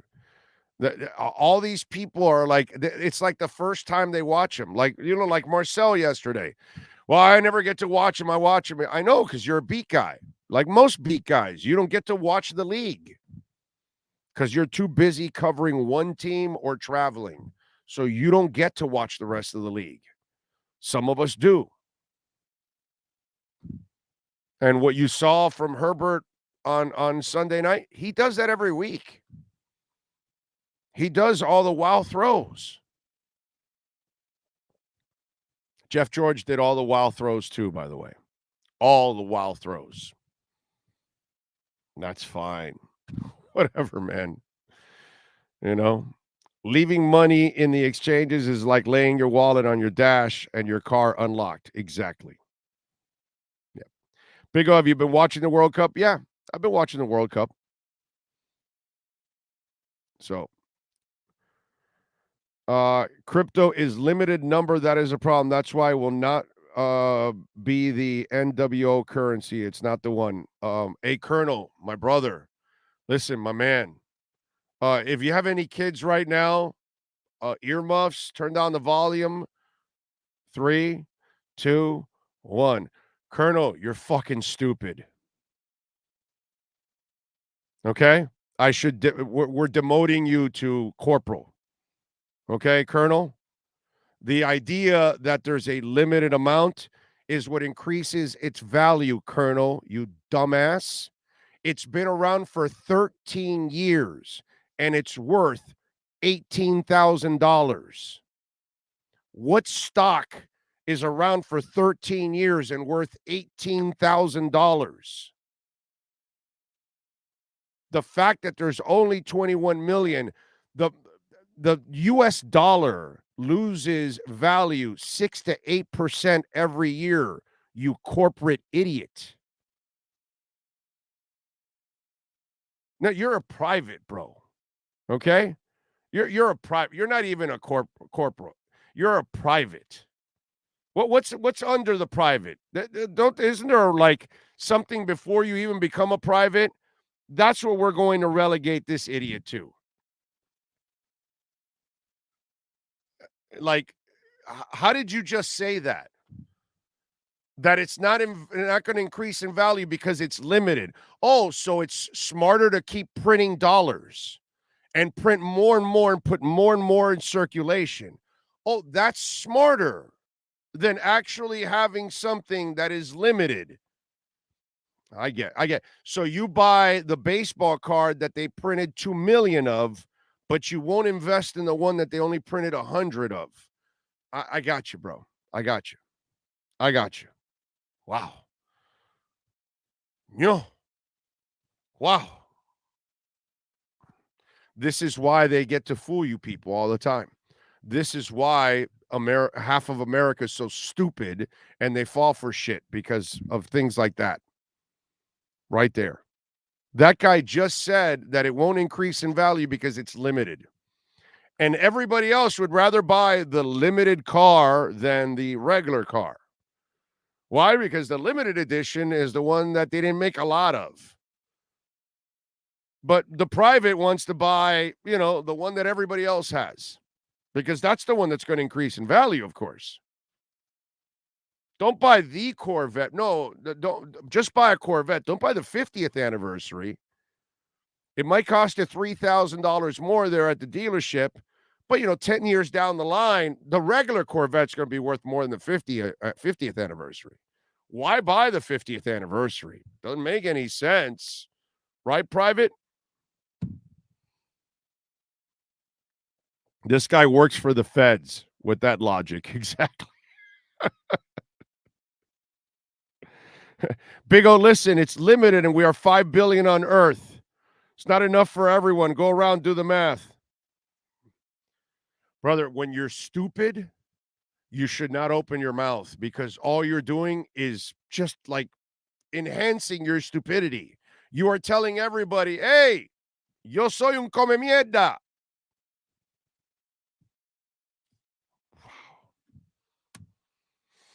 Somebody explained to that guy that the Bitcoin, it's worth $18,000 right now. No, you can take a piece off of it and a piece off of it. You can't do that with $1.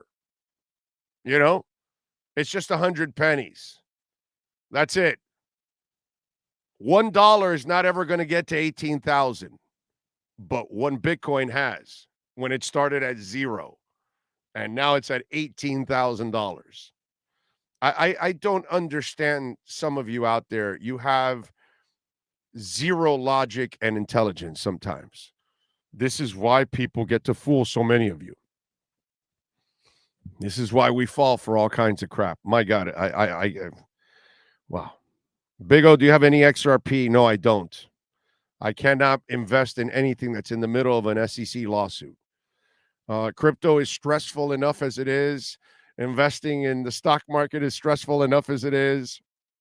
Why am I going to invest in something that's also involved in a lawsuit? No thanks. No thanks. Let's see. What else do we have? William, did you know he has like 10 fourth quarter comebacks in his career? Again, he does.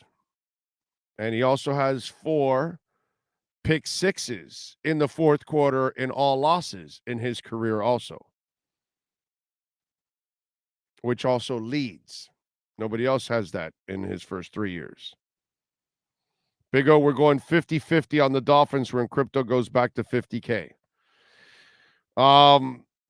That would be nice. So there you go.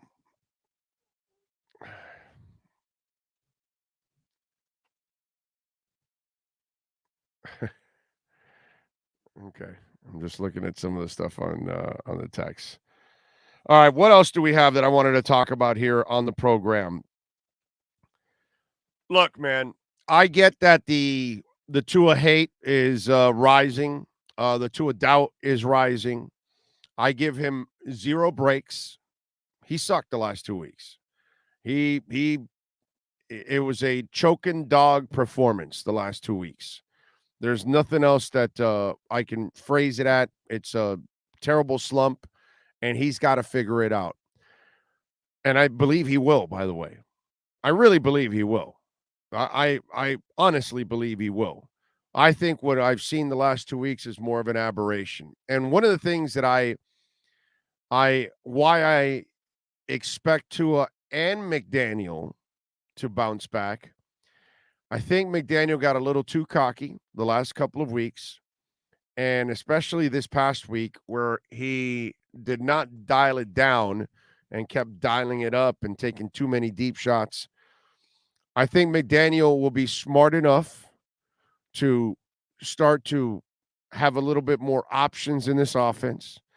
Tua has already taught us that he is willing to slide, willing to throw the ball away, which again, if there was one bright spot in that Chargers game for Tua, and it's the only bright spot for Tua in that game, because there's no other. I mean, yeah, he hit Tyreek on one of the bombs, whatever, and all that. But really, I was more impressed with him sliding. I was more impressed with him throwing the ball away than even that pass, because I know he can hit that pass all the time.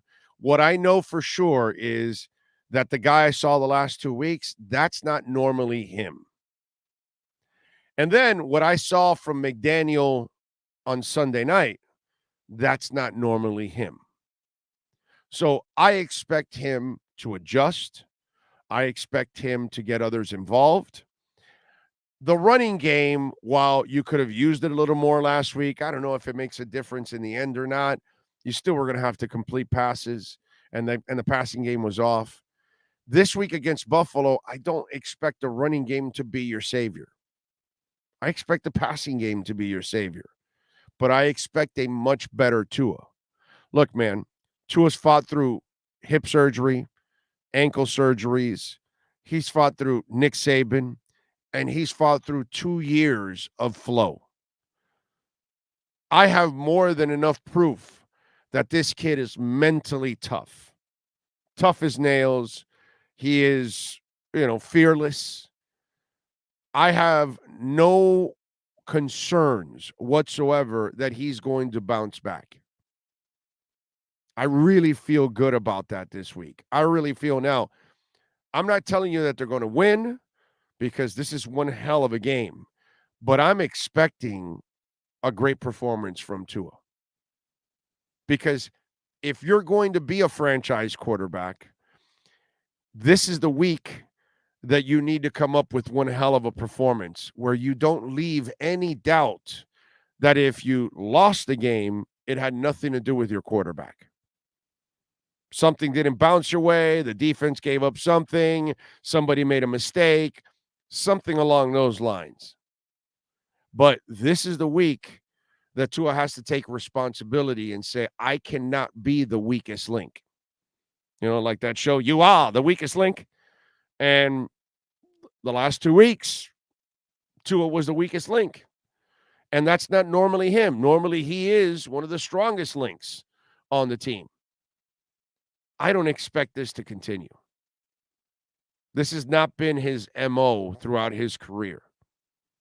His MO is to fight and to perform at a high level in big moments. Doesn't get any bigger than this. And it's not going to be easy. This is the Buffalo Bills. This is one hell of a team. They've owned this division now for several years. They've owned the Dolphins for several years. Plus, the Dolphins already beat them this year, finally, for the first time in Tua's career. So they're going to want revenge for that, too. And they're going to want to seal the division because a win against the Dolphins, it's over. There's no shot at Miami catching the Bills anymore at that point. Miami wins, and all of a sudden now you put yourself in striking distance if Buffalo ends up slipping up again over the next couple of weeks, and you can continue to run the table. That's, we're getting ahead of ourselves at this moment. But what I'm saying is, as much as I'm disappointed in Tua, as much as I know that he choked like a dog in the last 2 weeks and he played like dog shit, okay? It's not because he's afraid of the moment. It's not because he's not ready for the moment. He played bad. And that's it. That's what I'm going to chalk it up to. Until I see this, like I told you last week before this past game, if I see it for several games, then I'm going to be concerned. I'm not going to lose my shit for 2 games and say, oh, no, that's it. Tua doesn't have it. Mike McDaniel's not the coach. I'm not going there. I am pissed that Tua didn't show up the last 2 weeks. Extremely pissed and disappointed at Tua that he didn't show up the last 2 weeks when they were both winnable games. And this past week, it wasn't just Tua. The coach didn't help Tua. The receivers failed themselves too at the same time. Defense did enough to win. Defense did enough to win the week before against San Francisco. I can't ask any more from this defense. I think they're doing a more than good enough right now for you to win these games. This is all on the offense. This is all on McDaniel. This is all on Tua and the receivers. Some of the shit that Tyreek pulled, even though he scored the 2 touchdowns, some of the other stuff, he's got to correct. The stuff, if he did lose that ball in the lights, can you really blame a player for losing a ball in the lights? That's just kind of one of those weird things that happens in a stadium, and you can't control that. Sun getting in a outfielder's eyes, and sometimes it can affect things like that happen. And I can't necessarily blame the player, but he did drop another ball. Waddle also made a mistake. You've got to be better. You've got to be better. And I'm expecting them to be better. So, yeah, you can be pissed. I know I am about the performance the last 2 weeks, but I'm expecting a lot better. All right, let's get ready. Manny Navarro. Let's switch a little gears here. Let's see what Mario Cristobal and company are doing this offseason with the one and only Manny Navarro in our Canes Wear Miami Hurricanes report. If you're a Miami sports fan, then there's only one store to go to, and that's Caneswear at Miami Fanwear in Davie. They're your one-stop shop for all your inner Miami CF, Canes, Dolphins, Panthers, and Marlins merchandise. They have hats, t-shirts, game day jerseys, and so much more. Located at 2511 South University Drive in Davie, and open 24/7 online at caneswear.com or innermiamiwear.com. Call them at 954-835-5597. Caneswear, the spot where inner Miami and all Miami sports fans shop. The viewpoint statements or beliefs expressed on the following program by the host, guests, or callers are not necessarily the opinions of FantasyAccess.com, Media Group Inc. ownership, management, sponsors, or website. Time for Canes fans to get what they want. Information, insight, and perspective. It's the Canes Wear Miami Hurricanes Report with Manny Navarro, exclusively on the Big O Radio Show. Here's Big O and insider Manny Navarro. Alrighty. How you feeling, my man? You feeling good? Feeling good, man. How are you? Can't complain, except for the Dolphins. Really pissed at the performance the last 2 weeks. Did not see Tua just choking out like the last 2 weeks. So I'm hoping he comes back with a vengeance this week and plays well. I don't know if they'll win because they're in freaking Buffalo, but he better play well, whether it's a loss or a win. He better not be the reason why they lost. Put it that way. Is what I think that might be the goal for Tua this week. Don't be the guy that is the reason why you lost, because that's not going to be good for the Dolphin Nation. Everybody's going to be a little pissed off. All right. I guess we got to feel pretty good in the Hurricanes Nation because it looks like the class is getting bigger and bigger. Yeah, I mean, listen, the top 10 class, they've got 23 commitments. They've got more guys that they're expecting to land here in this week, in the week leading up to signing day, which starts on December 21st. So again, nothing official until guys sign the paperwork. I know we like to get excited about stuff. There's always last minute maneuverings and things of that nature that happen, but I think there's some confidence that this is going to be a good recruiting class. They're going to add some guys here. I think Ruben Bain, the defensive lineman out of Miami Central, is a guy that they have a lot of confidence they're going to end up getting. I know he just visited Florida State, but I think there's confidence they'll get him. He's a top 100 player out of Miami Central. Samson Okunlola, Miami's coaches are going in-house with him today. He's a 5-star offensive tackle out of Massachusetts. He just visited Florida over the weekend. There's always been a lot of quiet confidence that they were going to end up getting Samson as well in their class. But again, until paper is signed, until we see the real declarations, not the verbal commitments, etc., I will wait to see what happens on Wednesday and what really comes true and what doesn't.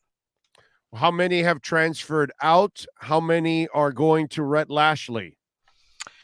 Well, 15 have transferred out so far. 4 of them are headed to Rhett Lashley. Keyshawn Smith, who was a 12-game starter at receiver for Miami when Lashley was offensive coordinator here last year.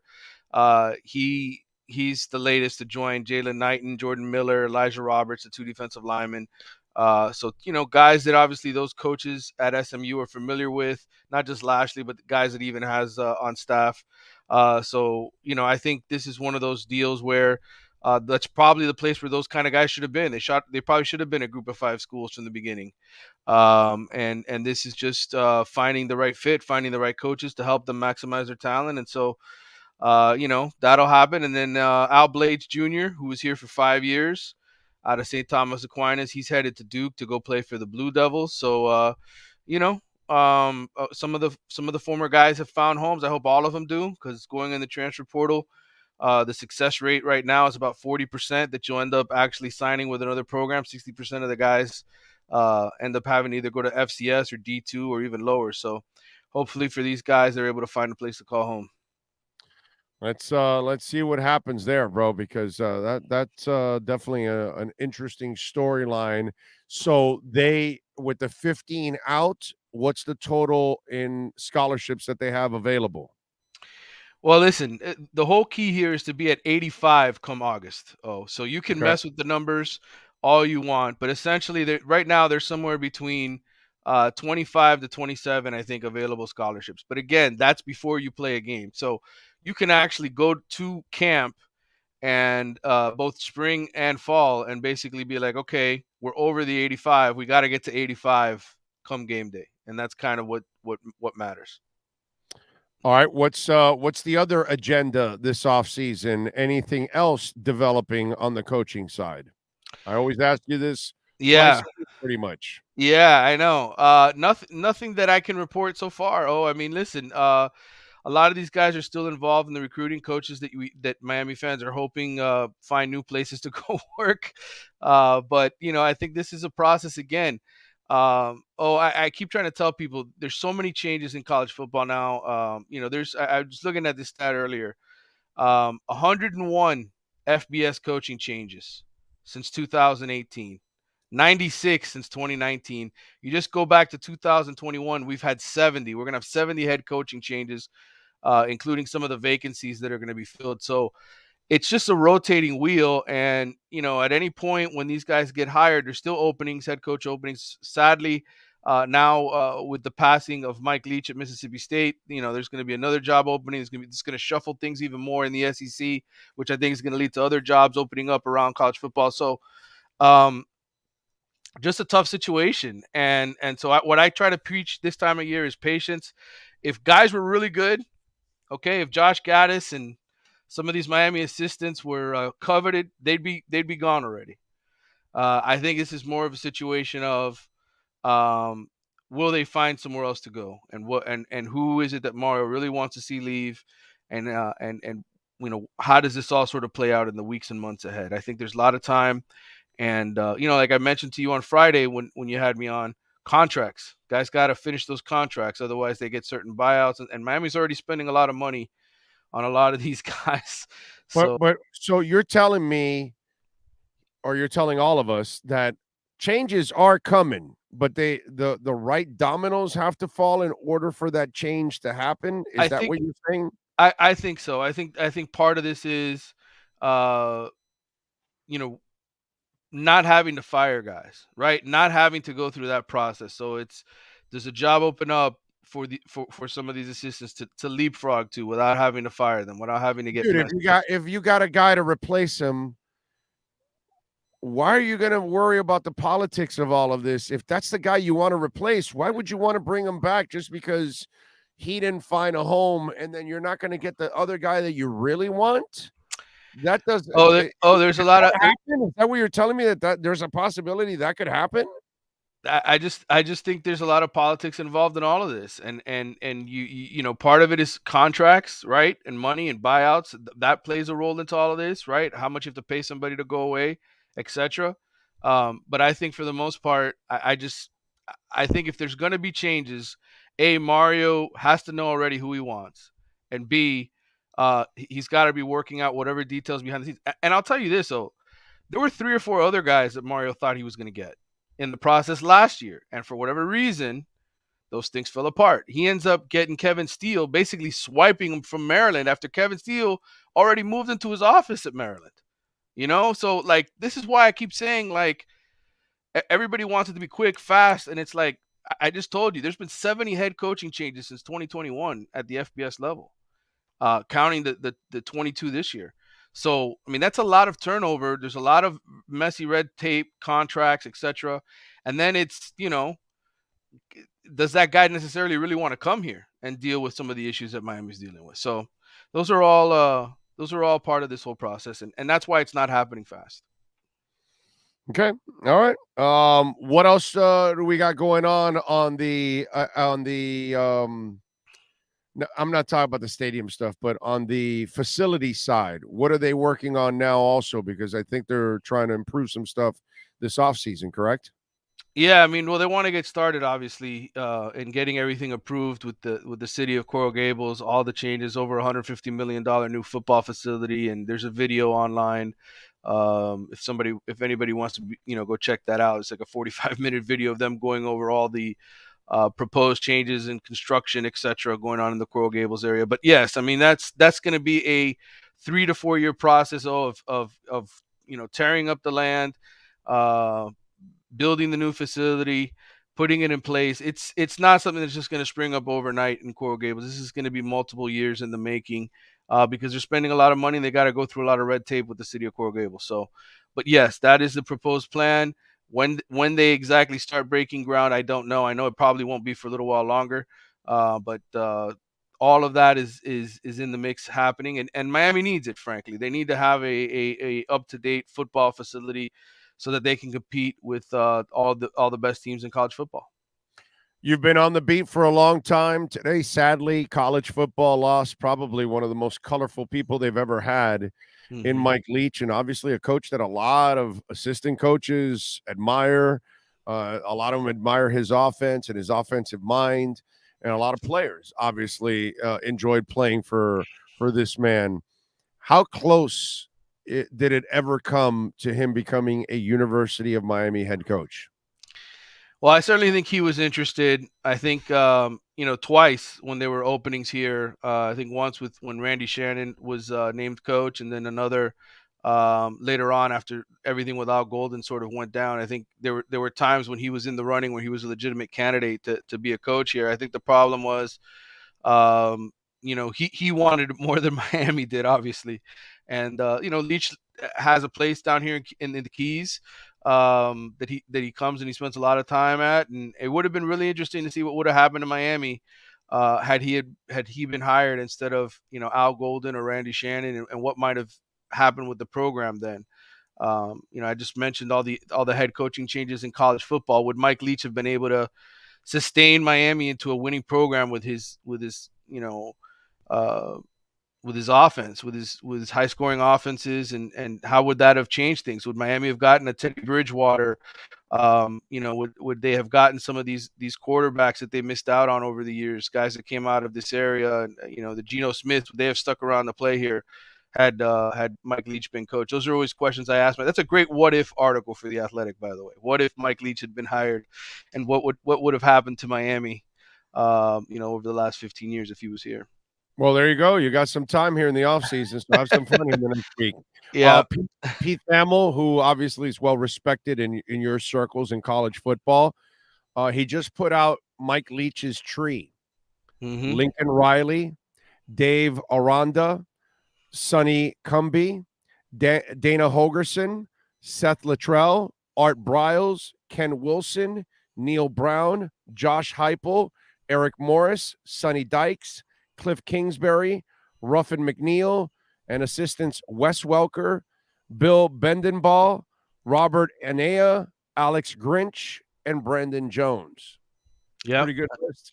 Pretty good list of disciples that come out of that Leach coaching tree. Absolutely right. And again, like you mentioned earlier, one of the most entertaining guys in college football. Anytime he spoke, you listened up because you knew he was going to make the conversation fun and different. And I know there's a lot of people sad across college football today. My colleague over at The Athletic, Bruce Feldman, actually wrote a book with Leach, a few years back, and I thought it was one of the better reads, better stories that you can read, regarding Mike Leach. Just all the content that's in there. I would suggest you check it out. All right. And what else are you working on this week on The Athletic so folks can check you out, my friend? Yes, obviously more Canes coverage coming up. I'll be at the state championships this week. You're gonna have 4 games here in Fort Lauderdale, 5 games in Fort Lauderdale. I'm sorry, and then Homestead, St. Thomas Aquinas on Thursday night. You'll have American Heritage and Central on Friday night, and then Saturday Miami Columbus plays, and then Lakeland, who has Cormani McLean. They play Saturday afternoon at 1:00. Cormani McLean, the 5-star who's coming here to Miami. So. A lot of big time kids going to be playing in the state championships. I'll be out there watching that, podcasting, and actually I'm doing a lot of stuff now on Deion Sanders in Colorado and kind of what's going on there, the changes that he's making on the recruiting trail, and so there'll be a ton of content here on The Athletic. Follow him on Twitter at Manny_Navarro, and of course make sure you subscribe to The Athletic because you will get a lot of material there, and well worth the pennies that you're going to be paying monthly. Okay? Yeah, I was just going to add, we just did a recruiting draft. It was a great idea from Mitch Light, our recruiting editor. We took the 69 FBS teams, counting UCF, and the other teams going to the Big 12 next year, and we actually did a recruiting draft. And how would it shake out if these guys had to be recruited, but rather drafted by the teams, the first round, second round, etc. So we did the entire first round, all 69 picks. So if you want to read about recruiting in a fun way, that was a great idea by Mitch. I actually picked for all of the state schools. I had to pick for Rutgers and Maryland and NC State and some other programs, but it was a fun exercise and a good read. Check it out and follow him on Twitter at Manny_Navarro. Manny, as always, thank you, my friend. We will catch up later on in the week. All right, brother. Take care. You got it. There you go. That is Manny Navarro. Don't forget, Caneswear, 2511 South University Drive in Davie. When you order over $99, you will get free shipping at caneswear.com. If you're a Miami sports fan, then there's only one store to go to, and that's Caneswear at Miami Fanwear in Davie. They're your one-stop shop for all your inner Miami CFs, Canes, Dolphins, Panthers, and Marlins merchandise. They have hats, t-shirts, game day jerseys, and so much more. Located at 2511 South University Drive in Davie, and open 24/7 online at caneswear.com or innermiamiwear.com. Call them at 954-835-5597. Caneswear, the spot where inner Miami and all Miami sports fans shop. It's funny. Jules says, if we beat Buffalo this week, I will never utter another negative words towards Tua or my beloved Dolphins. Well, Jules, listen, there's no denying that if they beat Buffalo this week, you will forget about the San Francisco and Chargers loss. That's the only thing that can make you forget it, forgive, move on. It's all over. You know why? Because if you beat Buffalo, then you feel good about the next 3 games. But if you lose to Buffalo and it's a 3-game losing streak, and then the next 3 games are coming, you don't have the same confidence about those 3 games. That's the interesting part about that dynamic. But there's no doubt that the entire Miami Dolphin nation, if you win this game against Buffalo, everything will be forgiven and forgotten what's happened the last 2 weeks. And it should, by the way. It should. Okay? You should forgive. You should forget. If they can beat Buffalo in Buffalo, that would be absolutely freaking awesome. That would be the best win for the Dolphins in the regular season in a long time, man, because it's so meaningful. You know what I mean? Yeah, you've had some other wins where you beat a team, but it really meant nothing because your team wasn't jack. It's just you got lucky that day and you beat somebody. This will have substance to it because you beat them already once and now you're going to beat them a second time. That's pretty awesome, man. So, yes, if they're able to win this week, that would be absolutely awesome. That would be fantastic. Okay? That would that I don't know. I may just go crazy. Okay, you might catch me on Saturday night going absolutely nuts for something like that. That would be a beautiful thing. Remember, you can make a donation through Cash App or Venmo at Cash Big O Show. That is Cash Big O Show.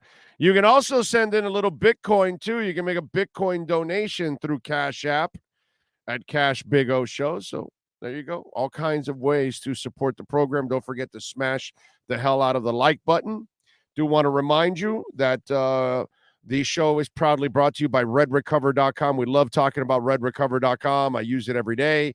I use it for my shoulder every day. Now that it's not bothering me anymore because I've been using the red light therapy every single day. I'm a side sleeper. And so I told Ed, hey, man, I got some soreness in the shoulder. I've been using it 15 minutes a day, and now that shoulder discomfort is gone. It wasn't an injury. It was kind of discomfort. And, folks, if you have an injury, if you have an old injury, if you have an old operation, Red Recover, the red light therapy, there are no side effects. It's all natural. It's great for kids. It's great for your dogs. We have wraps for big dogs and small dogs to put around their hips and you could give them a treatment every day. If you're a workout warrior, whatever it is, speed walking, running, pickleball, tennis, whatever it is that you do, play basketball, softball, before and after your workouts, if you have spots where they're sore, you can get the right wraps for those and treat it before and after your workouts. And you're going to see how you're going to feel so much better and so much looser in those workouts. I'm telling you, because I feel so much better with my shoulder. Like when I start moving it around, it's not affecting me anymore, because I would okay, one of those deals, and it's gone. Sean uses it. He's got bone on his knee from being a paratrooper in his days with the Marines, and he uses it to alleviate the pain. It's not going to solve the issue, because you're always going to have to deal with it. It's bone on bone. But if you want to alleviate the pain and the discomfort and get the blood flow going, red light therapy can help you out with that. You got a scar from an operation. You're afraid that scar is going to stay there. You just had that operation. You got the scar, put red light on it, and you can help make that scar disappear. Grow your hair. We got a hat for that. And right now, 30% off. Go to redrecover.com. 30% off at redrecover.com. Okay? So check it out. And check out the video blogs and the regular blogs out there so you can get more informed on it. Redrecover.com. I swear by it, man. It is awesome. My wife swears by it. Sean swears by it. I'm telling you. You will love it. Barry Jackson reporting Dolphins-Chargers was the lowest rated Sunday night Week 14 NFL game since Washington-Baltimore in 2008, in part because Miami, Fort Lauderdale, Los Angeles produced among the worst ratings in the country for their own NFL teams. Underwhelming 11.7 on NBC, 6 down here. Dolphins' fault. They sucked. I blame the Dolphins completely on this. I don't expect the Chargers to carry shit. The Chargers don't even have their own stadium. They don't even have their own city. Nobody wants them in Los Angeles. San Diego pretty much has disowned them. Dolphin fans were dominating in that stadium. Dolphin fans dominate over Chargers fans all over the world. It's not even close. But Dolphins fans were not treated to a good game, and they got pissed and they tuned off. That's what happens.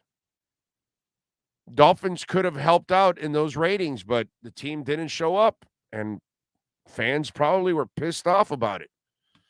I don't blame them. And it's Sunday night. They got to work the next day. They said, screw this, dude. I'm not doing this.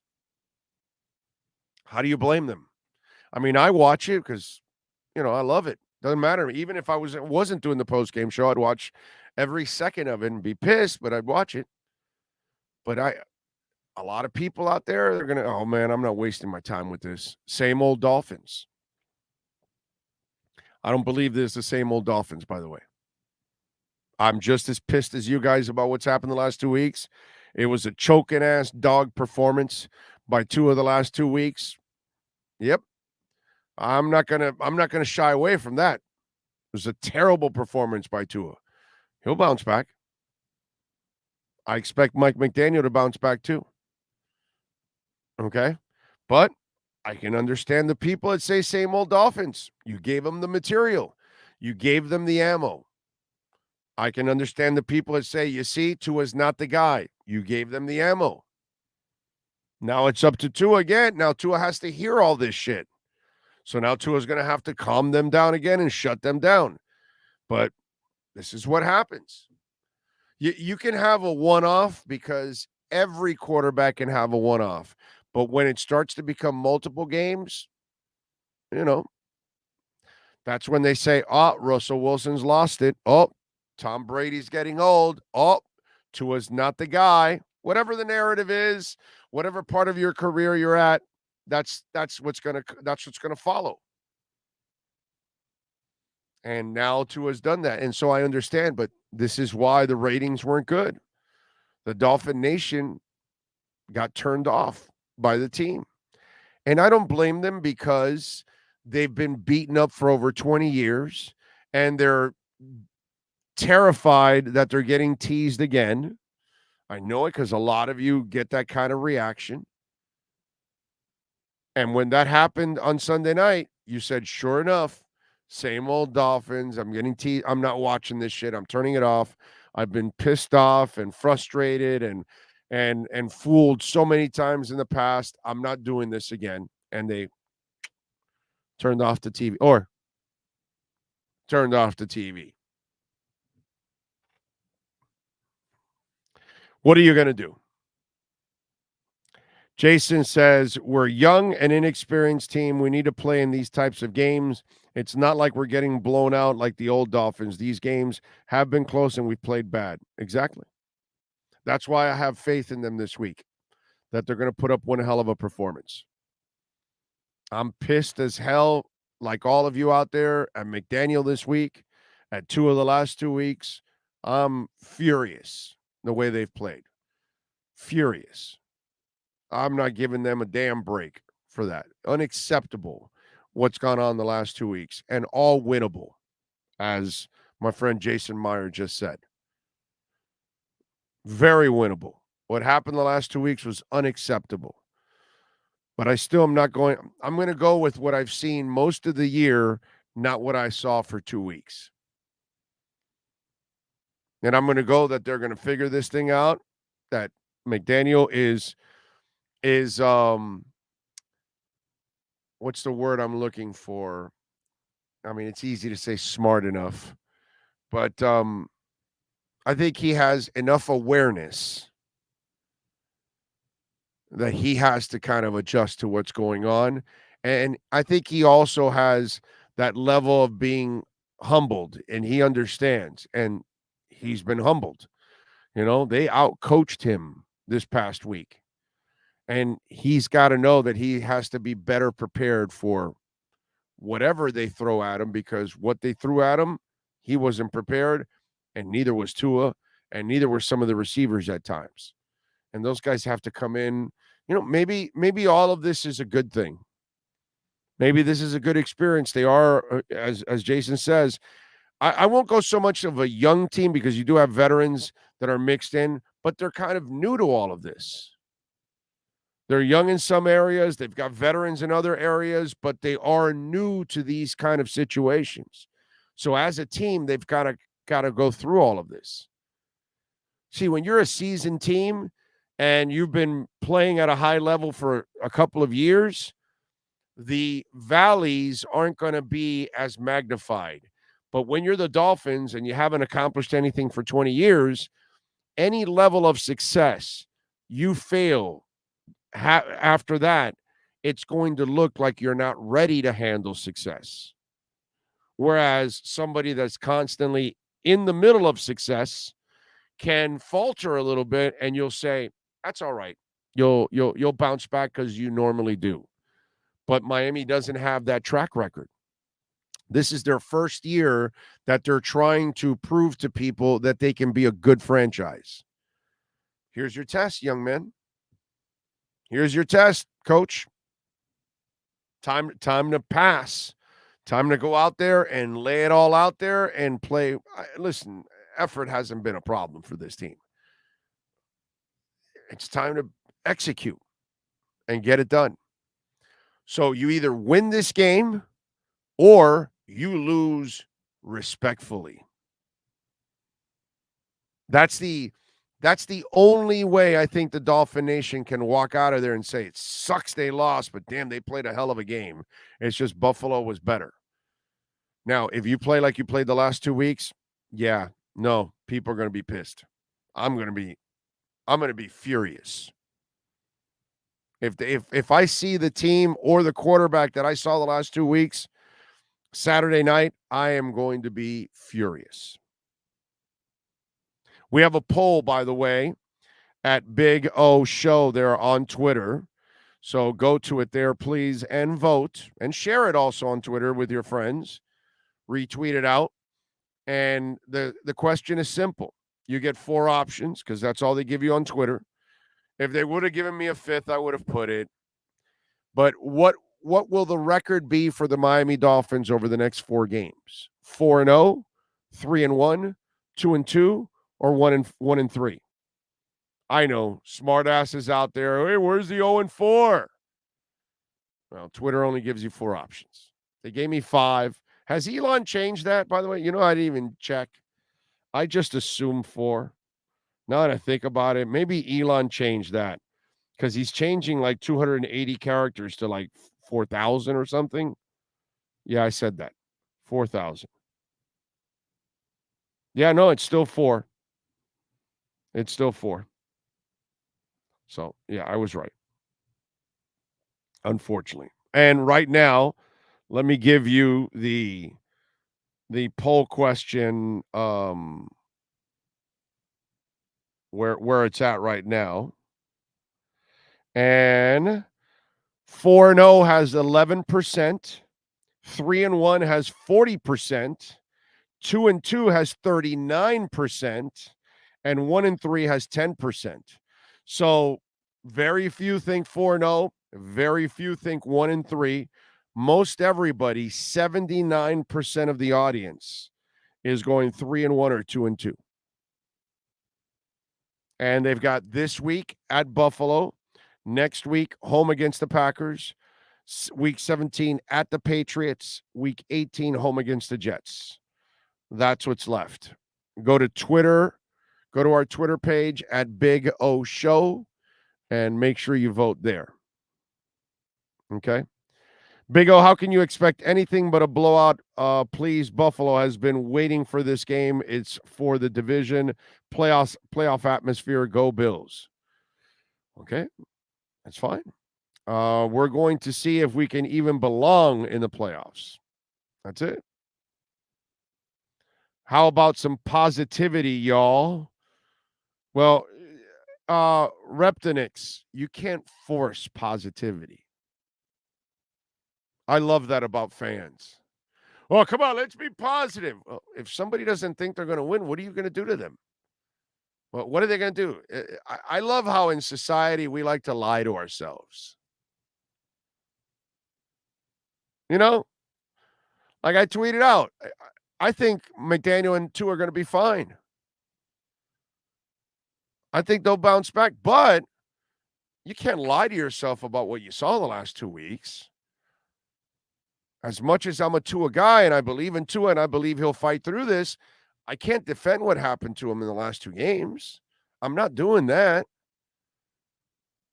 So I never understand that. You could try it. If you want to lie to yourself, go ahead and lie to yourself. I personally do not feel that they're going to go over there and get their asses kicked. I feel that the Dolphins are actually, but that's me. That's my heart. I really believe this, that they're actually going to go out there and play one hell of a game. I'm not sure if they're going to win, but I think they're going to play one hell of a game. I think the heat is going to get to them. I think that the frustration is going to get to them from the last 2 weeks. And the fact that everybody's going to doubt them, as we have plenty out there, I think that they're going to, end up having that option. So there you go. What else do we have? Are you still on Tua if he goes 3 and out back to back and gets a 40 burger put on him? I'm praying we play well, but I'm just curious. Well, we'll see. Let's see what happens. We will find out. I need to see what happens first before I react. I don't play the hypothetical bullshit all the time like you guys like to do. That's fan bullshit that you guys do all the time. And I guess you must call radio stations that like to play the stupid ass hypothetical thing. And what if this and that? How are you going to react to this? And no, I don't play that. I don't waste my time. Well, why don't we sign this? Well, let's see if he becomes available first. Then we'll talk about it. Hey, why don't we trade for this guy? Well, how do you know he's available? I don't do that hypothetical bullshit. Okay, that's maybe maybe you guys are listening to other YouTubers that are doing that kind of shit, and that's how they need to get their material out, to come up with bullshit hypotheticals to get you going, to get you pissed off, get you happy or whatever. Or I don't know if that's what you're hearing from radio stations, but it's not what we do here. We talk about what's actually reality, what's going on, not some hypothetical. So let's wait for the reality to set in, and then we will react to the reality. We held Buffalo to 19 points under perfect weather conditions. We can stop them. Well, they better think that way themselves too, my friend. They better be thinking like that. By the way, Sloman's Home Shield is a proud sponsor of our program. We love the Salzman family and all the great people out there. Chris Vitale, excellent dude. 1-800-ALARM-ME right now, folks. We are giving away a free doorbell camera. Here we go. First 40 Big O listeners right now, 1-800-ALARM-ME. That doorbell camera is going to be your best friend because you could be sitting watching the game, and then the doorbell rings, and you didn't order anything, but somebody's knocking on the door, and you're like, do I need to answer that? Let me check my phone. Let me see who's that. Oh, it's some salesperson. Yeah, no, let them knock, let them ring the doorbell, and then they go away. It's a beautiful thing. You ordered some food, you're on your way home, and the guy with the food gets there before you do. He rings the doorbell. You already know that somebody's there because your doorbell camera will tell you when there's any movement coming up. So even before he rings the doorbell, you're already going to know that he or she is there to deliver your food. You can tell him right through the doorbell camera, hey, do me a favor, just leave the food there. I'll be there in a minute. Thank you very much. Boom, that's it. Don't forget to thank your delivery people. Be nice out there, folks, okay? They're working hard also to help you out and make your life easy. So call Sloman's Home Shield. Get your free doorbell camera because that'll make your life a lot easier too. And when you get our professional installation and our low-cost central station monitoring, you're also going to get an LED touchscreen pad, a motion detector, 3-arm doors, and a backup battery. It's an incredible plan, and you're going to get that free doorbell camera with it. So call them, 1-800-ALARM-ME. And listen, we're in 14 different states, not just Florida here, where Sean and myself have Sloman's Home Shield, but they also are one of the biggest heating companies in the country. And a lot of you up north, you're freezing your asses off and you're paying for a lot of money for your heating oil. Well, call 1-866-OIL-DEAL and ask Sloman's Home Shield if you're in your city, in your neighborhood, in your state. And if they are, what is the comparison on what you'll pay oil with them, your heating oil, and what you're paying now? All you're asking is for a comparison. Tell them that you're listening to the Big O Show. Tell them that you're a Big O Show listener, even if the operator doesn't know us. You tell them, hey, mark it down. It's the Big O radio show that told us about this. 866-OIL-DEAL. I want to save you money. Sloman's is the best. They've been, when it comes to protecting Americans, for over 100 years. This is a company that's strong, baby. So make sure you reach out to them. Sloman's Home Shield, 1-866-OIL-DEAL. All right, let's take a break. Hour number 3. Or did we take a break at the top, Sean? Or I haven't taken a break, right? I haven't. No, yeah, we broke like 10 or 15 minutes prior to the hour. Yeah. Let's take a break. Give me 2 minutes to rest a voice. Back with your comments, not phone calls. I want to get into some Dolphins talk here when we come back. A couple things I want to get into. And then we've got some fun stuff also I want to talk about too. Back with more right here on the Big O Radio Show on the Sports Talk 305 network. Welton Rayom has more than 62 years of litigation experience handling insurance disputes. They're committed to resolving even the toughest insurance claims quickly.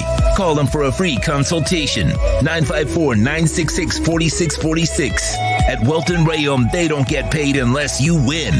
Property damage claims to your home, business, or condo as a result of a hurricane. Welton Rayom can help. Water, mold, fire, smoke damage, Welton Rayom can help. Call 954-966-4646.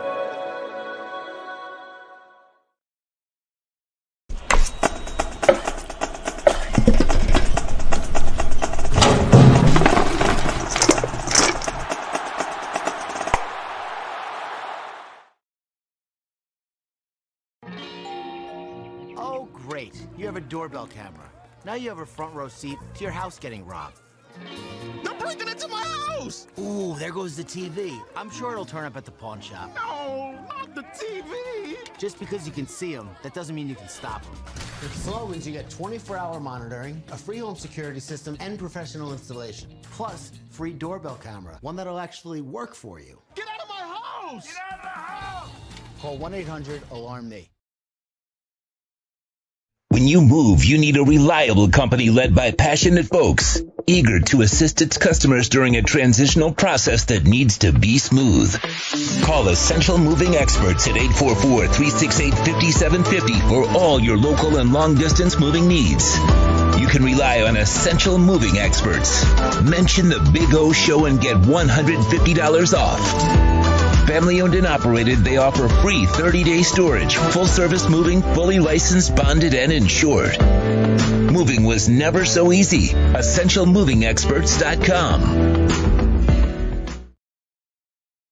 For over 16 years, EJDConstruction.com has provided South Florida residents quality craftsmanship, accurate project management, and exceptional service. That's why EJDConstruction.com is an A-rated member of Angie's List and the Better Business Bureau. When you're looking for the right custom home builder for additions or home remodeling, please call my friend Eric at 305-433-4843. That's 305-433-4843 for EJDConstruction.com.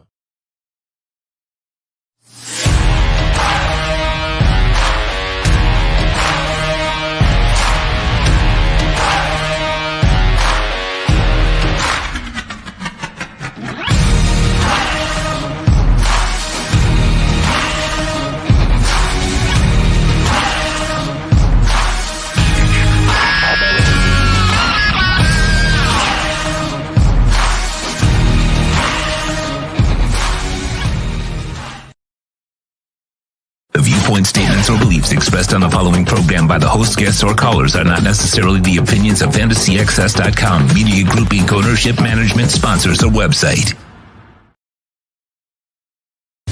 When it comes to South Florida sports teams, very few in the media have witnessed, lived, and covered it like the Big O. Let's start the program dedicated to your favorite South Florida teams with a passion that's unmatched. The Big O Radio Show is on. Here's the Big O. Yes, sir. Ladies and gentlemen, we are ready to rock and roll. Thank you all for joining us like you do every day, every week, downloading it anywhere throughout the world. We appreciate all of you out there. Remember, whenever you're listening to the program, you can always reach out to us on the Welt and Rayom text line, and you want to send in a comment. I always read them. I respond to them. Sometimes I read them on air, those kind of things. 855-912-1056. That's 855-912-1056. Somebody's asking me if they think Fisher is going to play this week. I don't think he'll play at all until there's an injury. Brandon Shell does not deserve to get benched. And I'm not sure Fisher is ready to take the pounding of every down every week. Maybe he's better off being prepared to take over for either or. And I think that's what's going to end up happening with Fisher. That's just me. We'll see. Just like Eichenberg. I hope they don't put Eichenberg back. I hope they keep Jones in there. I think he's done a good enough job overall. Now, that is their draft pick. They, from what people tell me in the building, they swear by it, that he was turning the corner the last 2 weeks. They were really excited for Eichenberg the last 2 weeks. They thought that light was coming on and that people were going to see him really shine at that position. I don't know. That I can't tell you that. You know what I'm saying? Gator is saying, Big O, thank you for being honest about the team. Been a longtime Dolphin fan since David Woodley. Tired of being mediocre for the past years. We are a giving team. If any NFL team is struggling on defense yardage, if you couldn't get anything right, just play the Miami Dolphins and we will make you a superstar. Always mediocre and never getting over the hump. No commitment from the organization to making this team great. Remember the AFC Championship game against San Diego, up in San Diego, when Dan Marino was up 21 points. We let the Chargers come back and beat us. Different beginnings, but same ending story. That's what Gator says. And look, I get it, man. I get the frustrations, Gator. I get it, man. It's where we've been for a while, and until these guys prove different, and I still believe this is a different team than what we've been through for the last 20 years. I know what happened the last 2 weeks. Oh, you're full of crap. And I can't argue with you. You're right. Okay? If that's what you think, I don't have a leg to stand on the last 2 weeks. But I'm going to go with the track record of the quarterback, and I'm going to go with what I've seen most of the year, not the last 2 weeks. And here's the thing about what I've watched the last 2 weeks. I don't really blame it on San Fran, and I don't blame it also on the Chargers. I think the Dolphins could have won both of those games with better coaching, better play from the quarterback. That's it. I think the Dolphins left those games on the table. That's why I feel better about the team in that sense. And by the way, Jason, who said it earlier, he's right. It's not like they're getting thoroughly embarrassed here. It's embarrassing the performances because they're not executing, but they're barely losing these games. They're right there to win. As bad as they've played, they've had opportunities to win both of those games. That tells me you're a pretty good team. That tells me that the 8-5 record is not misleading. It's what you are. So let's see what you can do now. See if you can actually surprise the hell out of Buffalo in Buffalo. But I am expecting a much better performance. I'll put it this way. I'm expecting a performance that I won't be embarrassed about from the Dolphins, from Tua and from McDaniel especially. That's what I'm expecting. I'm not telling you that they're going to win. I'm not exactly sure that they're going to win. But if there's a loss, it'll be one that you'll say, okay, well, they played a hell of a game. It's just the Bills were a little better. And I can live with that. It'll suck, but I can live with that. And if you win, well, then, man, I'm going to feel really good about the team.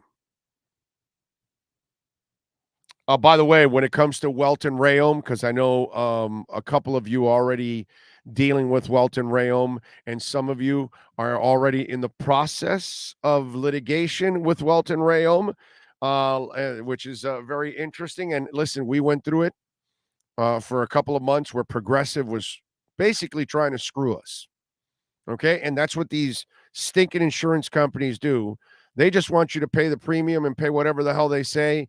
And then they want you to listen to whatever they're going to do to give you money, which is a bunch of crap because their adjusters work for them, not for you. Welton Rayom, if you have condo damage, criminal defense, business owner claims, commercial litigation, personal injury, homeowner property damage like we did, if you have an accident like this, obviously criminal defense and bankruptcy are different issues. But if you have property damage, car damage, before you call the insurance company, you call Welton Rayom. 954-966-4646. That's 954-966-4646. They have their own adjusters. Doesn't matter what kind of issue, condo, home, car, they have everything. And so they know exactly what it's going to cost to replace everything you have back to new. These insurance companies are going to try to cut corners left and right. Okay? I saw these guys. They were offering us 1/5 of what we ended up getting. Thanks to Welton Rayom, we got 5 times more than what they were offering. So you want a law office here in South Florida, Dade, Broward, or Palm Beach, you can call them for a free consultation. You don't have to go to Hollywood right away or anything like that. Hell, you might only have to go to Hollywood to go pick up a check. 954-966-4646. You ask for Jeff or Dan, Jeff Welt, Daniel Rayom. These guys are absolutely phenomenal. All right? Great people, cool people. Dan, by the way, flies a what's it called? A trick plane? What a stunt plane. Okay. He's going to get me up on that thing. And Jeff is a rocker like I am. He loves music. So there you go. 954-966-4646. Don't ever let the stinking insurance companies take advantage of you. You call Welton Rayom, they will bring those insurance companies to their freaking knees. Okay? Telling you. What else do we have going on? 855-912-1056 on the Welt and Rayom text line. That's 855-912-1056 on the Welt and Rayom text line. As Bitcoin and the market got a little bit of a boost today with some of the good news. So some of you out there might be in a pretty good mood like I am right now. That it's doing well. Nice win for the Heat yesterday. Boring as hell. And 90s basketball, 87-82. For you youngins out there, if you're wondering what 90s basketball looked like, you saw it last night with the Heat and the Pacers. The only thing is that we used to see like Hardaway and Zoe, and there was Rick Smits and Reggie Miller and the Davis boys. You know, that it was like different. By the way, remember those Pacer teams? Those were bad mofo teams, man. Those Pacers were physical, tough, clutch.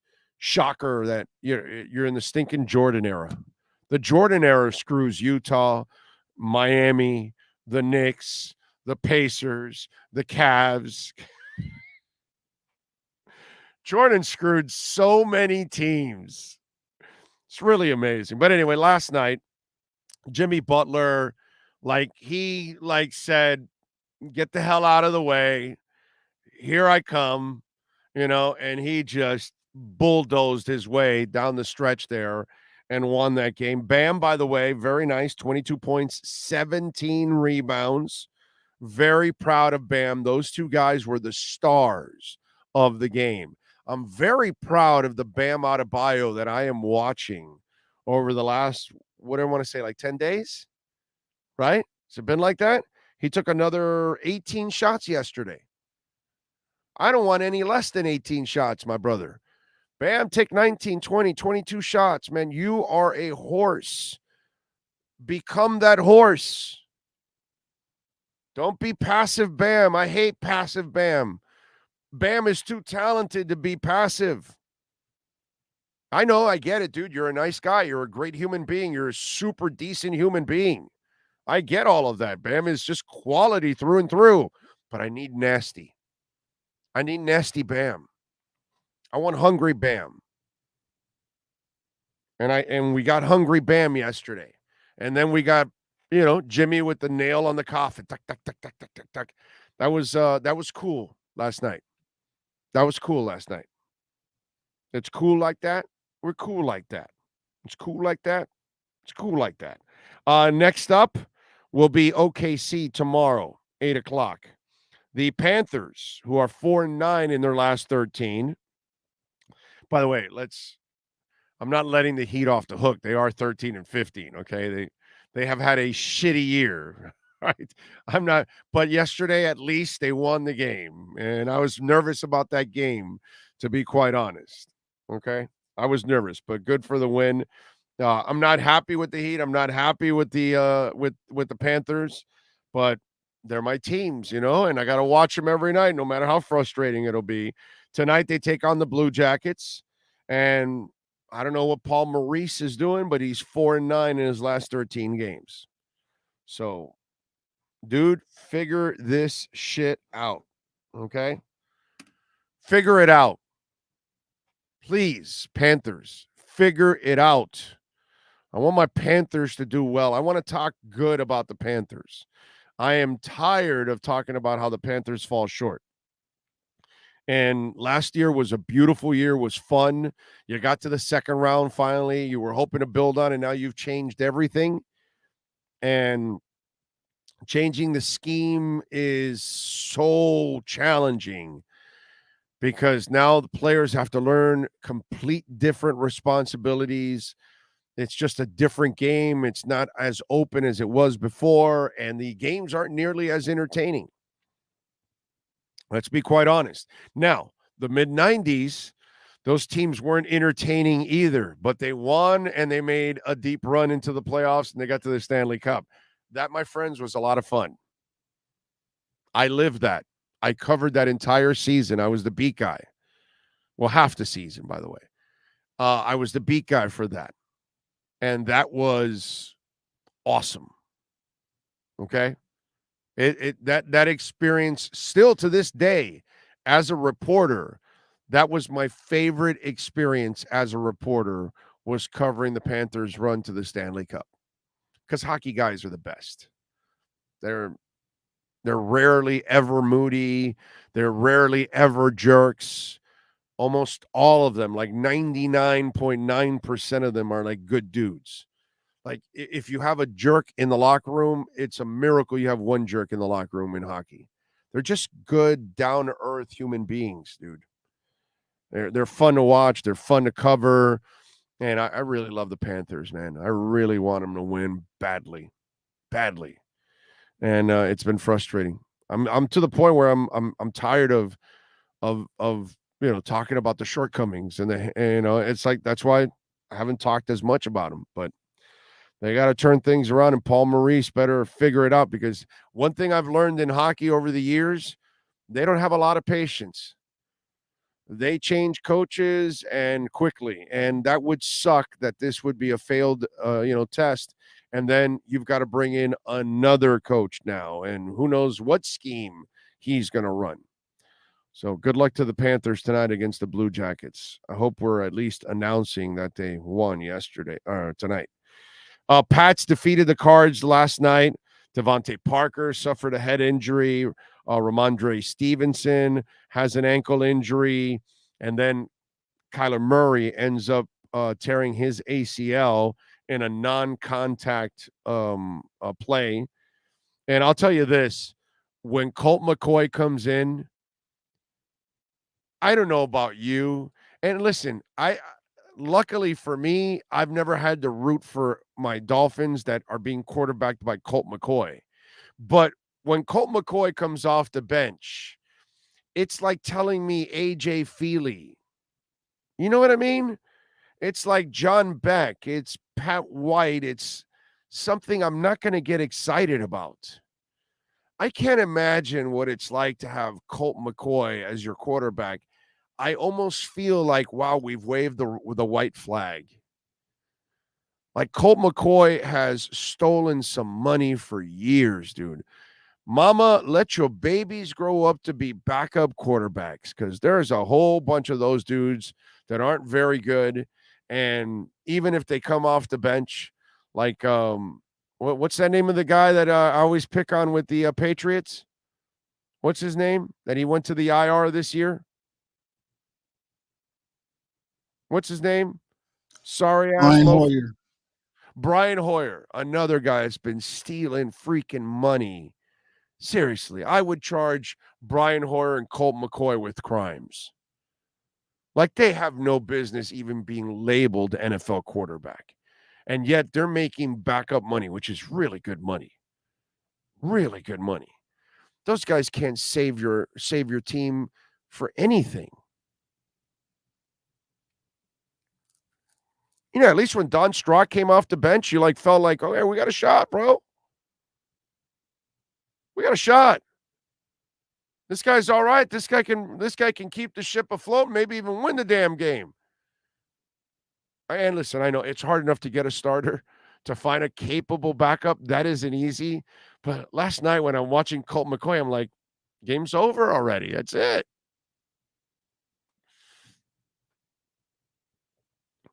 Crazy.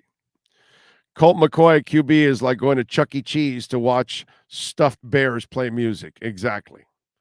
It's like watching Sonny jam on the keyboards at the space cafeteria or whatever the hell it's called over in Disney World.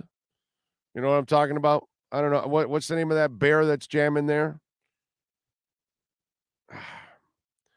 Forgot his name. My daughter used to love that bear. Oh man, is it Sunny? I think it's Sunny. I want to say it's Sunny because I'm imagining my daughter. You know, she's like 4, 5, 6, 7, and we're getting close to because it's right next to the Mad Tea Party. It's right across from the what's that called? Those cars that go around that they're on the track, the Daytona thing or whatever it's called. It's right across from that, and I believe it's Sunny that is playing. And I remember my daughter would, as we would get close, she would identify that that's the place where you get a burger and you can go see Sunny, and she'd scream Sunny, and she'd start running. So I remember that. I can still remember those days of my daughter being a child, little young woman now, and damn, remember when they're small. Time flies. But I know his name is Sonny. I'm pretty sure of that. So yeah, that's kind of the same thing. Having Colt McCoy is like watching Sonny, or the jamboree from the Bears, whatever the hell it's called. What will be Tua's next team? Super Bowl team. That'll be his next team. The Dolphins winning the Super Bowl, and he'll be the MVP of that Super Bowl. I'll be there in Arizona. The Jared Goff comeback tour. He's played all right this year. I saw a report where they don't want him. They say they're not going to move on from him. I have a hard time believing that.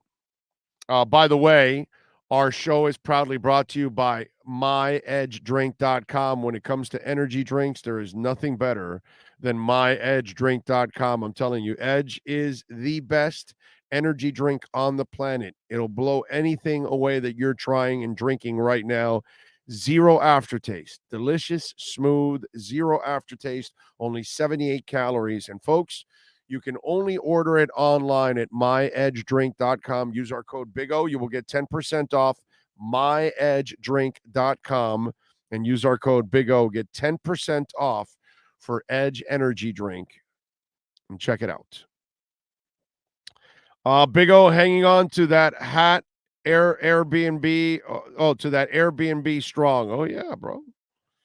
Besides, I don't have to cancel till February 4th.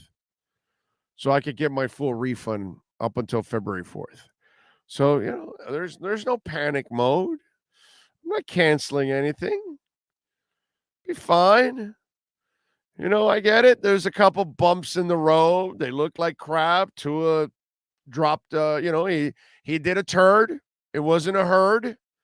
We're hoping we get an Amber Heard this week, not an Amber Turd. We got an Amber Turd the last 2 weeks. And for those of you that don't know, you might want to go back to the show either Sunday or Monday, and we explained it. It's there. So we're hanging on, bro. We got to hang on. We got to hang on for a Super Bowl party. So we got to have.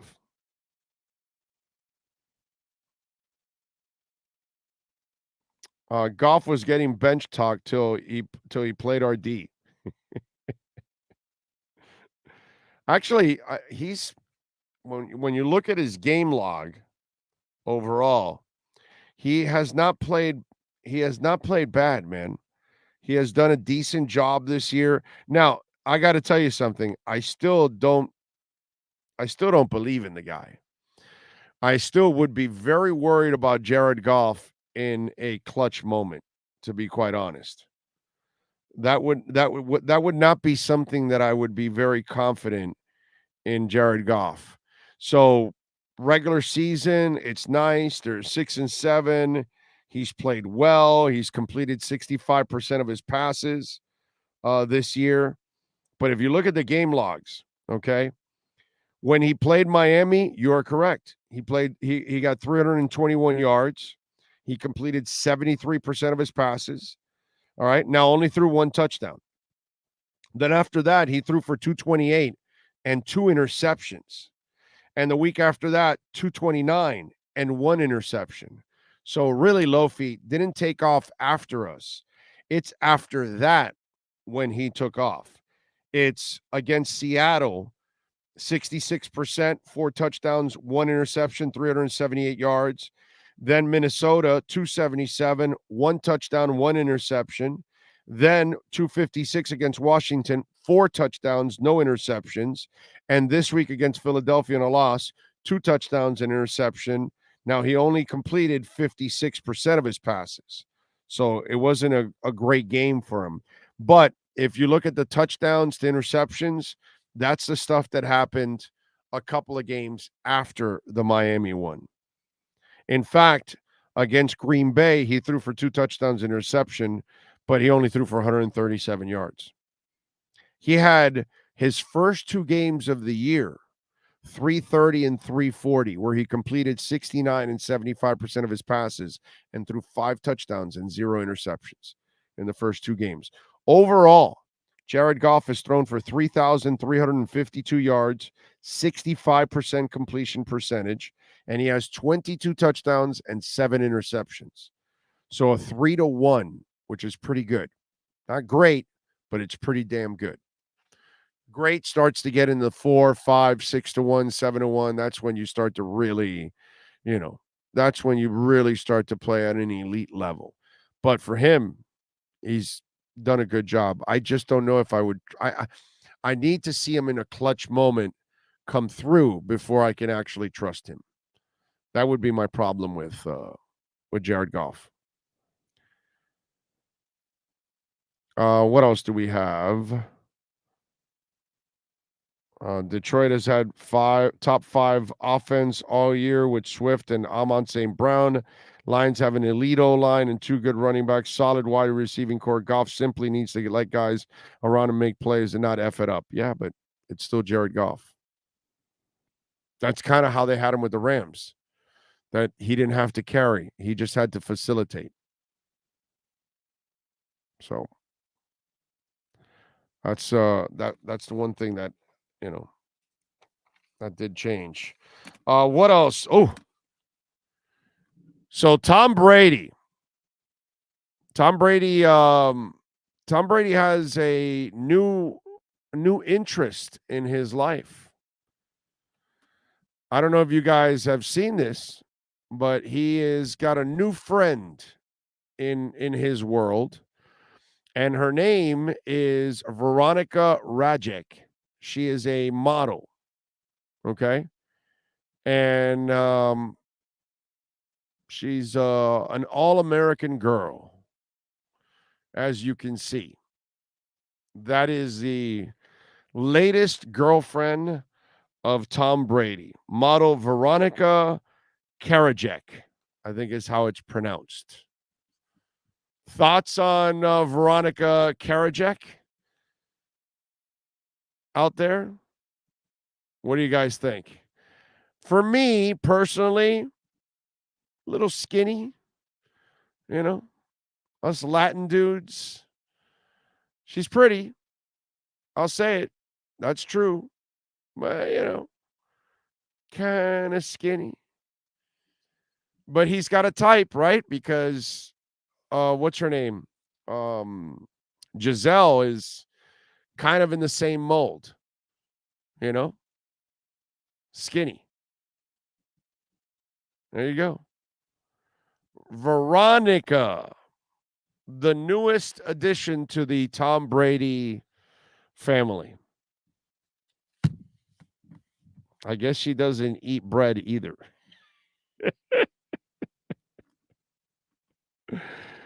Rosendo says, prefer more curves. Well, you're Latin, bro. The Latins and the brothers, on average, I'll stereotype, okay, both. We like a little bit more meat on our bones. We like a little bit more curves. Yeah. Yeah. That is very true. Very, very, very true. But there's lots of guys that love themselves, the tall, skinny girl like that. Lots of guys. Man, look, everybody's boat is floated differently. Okay. Right? Some guys like really thick girls. I don't mind thick girls either, by the way, as long as they're curvy. As long as they're curvy, I have no problem with that myself. So, yeah, I get it. Big O, not my type, but she's all right. Yeah, she's pretty. She's a pretty girl. Can't take that away from her. You know what I mean? What else yep, she's skinny, needs to take her to Mickey D's, get a couple Big Macs. Yeah, I don't think I think she wants the avocado ice cream that Tom Brady eats. I don't think she wants, that stuff. I don't think she's looking for that. What else do we have? Obviously, our thoughts and prayers to Mike Leach's family. We talked a little bit about that with Manny Navarro. Just sad news. T.Y. Hilton signs with the Cowboys. Did you guys see that? I thought it was going to be Odell Beckham. But what happened with Odell and the Cowboys? I mean, look, I get it that T.Y. is a little older, but T.Y. is a pro, dude. Like, he's a man's man. To me, too many people give Odell Beckham a break. You notice how nothing happened in that incident on the airplane? And what I mean by that is, dude, you refuse to put on your seatbelt. And because you're Odell Beckham, they stopped the plane. They brought it back to the gate. You got off. They had to get everybody off and they didn't arrest you. You should have been arrested. In today's world, you form a ruckus on a plane and you make them taxi back to the gate because you refuse to put your seatbelt on. We're all arrested. You do know that, right? Like, when you go on a plane, you should know by now, not that I would make a ruckus anyways, or most of you would never make a ruckus on a plane. But nowadays, you got to be super cool on a plane because they can arrest your ass at the drop of a dime. And in today's world, with all the crazy things that have happened on planes, I don't blame them for not giving anybody the benefit of the doubt. You don't have time. There are people's lives on the line. You're in a dangerous situation. You can't tolerate this stuff. We got passengers tackling other passengers to control them until they land. Okay, this has gotten out of control on a plane. Anybody else would have been arrested. Any of us normal people would have been arrested, and he wasn't. They gave him a break. And by the way, did they mistreat him or anything? No, because he would have gone after them, and he hasn't. And the Cowboys are normally stupid, and they do stupid things, like signing Odell Beckham, who's a punk ass. Like I told you when that story first came out, what Odell Beckham really needs is a nice kick in the ass is what he needs, because he's just a punk. And they went and signed T.Y. Hilton. Kudos to the Cowboys, bro. You went and signed a professional, a man, a guy that you can count on. Down in, down out, week in, week out, that's going to do what you need to get done. That's what you want on your team. You want people like T.Y. Hilton. You don't want Odell Beckham. I don't care what he won last year with the Rams. He was on for the ride, and he made a couple catches. Big freaking deal. Odell's one of those guys I would stay away from. Okay? T.Y. Hilton, congratulations, man. If the Dolphins aren't there, I mean, listen, I know what's going to happen with the Cowboys. You can never trust them. They're one of the biggest choking teams in the history of the league. Period.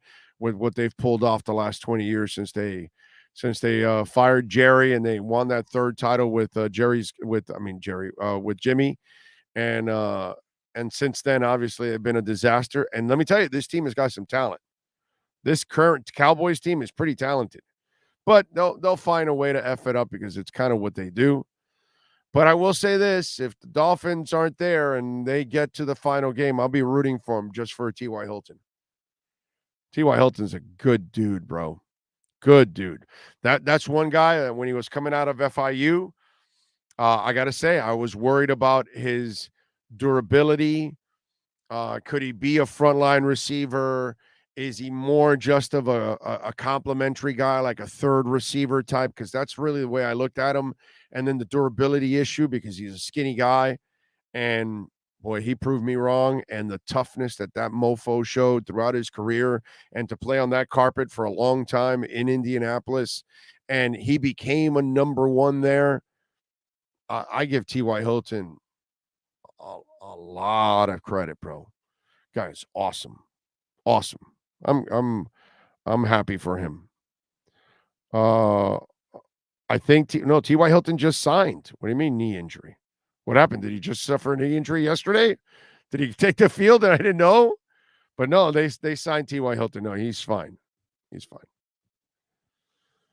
I'll be rooting for Mahomes and Andy Reid if our Dolphins don't make it. I don't know. On the AFC side,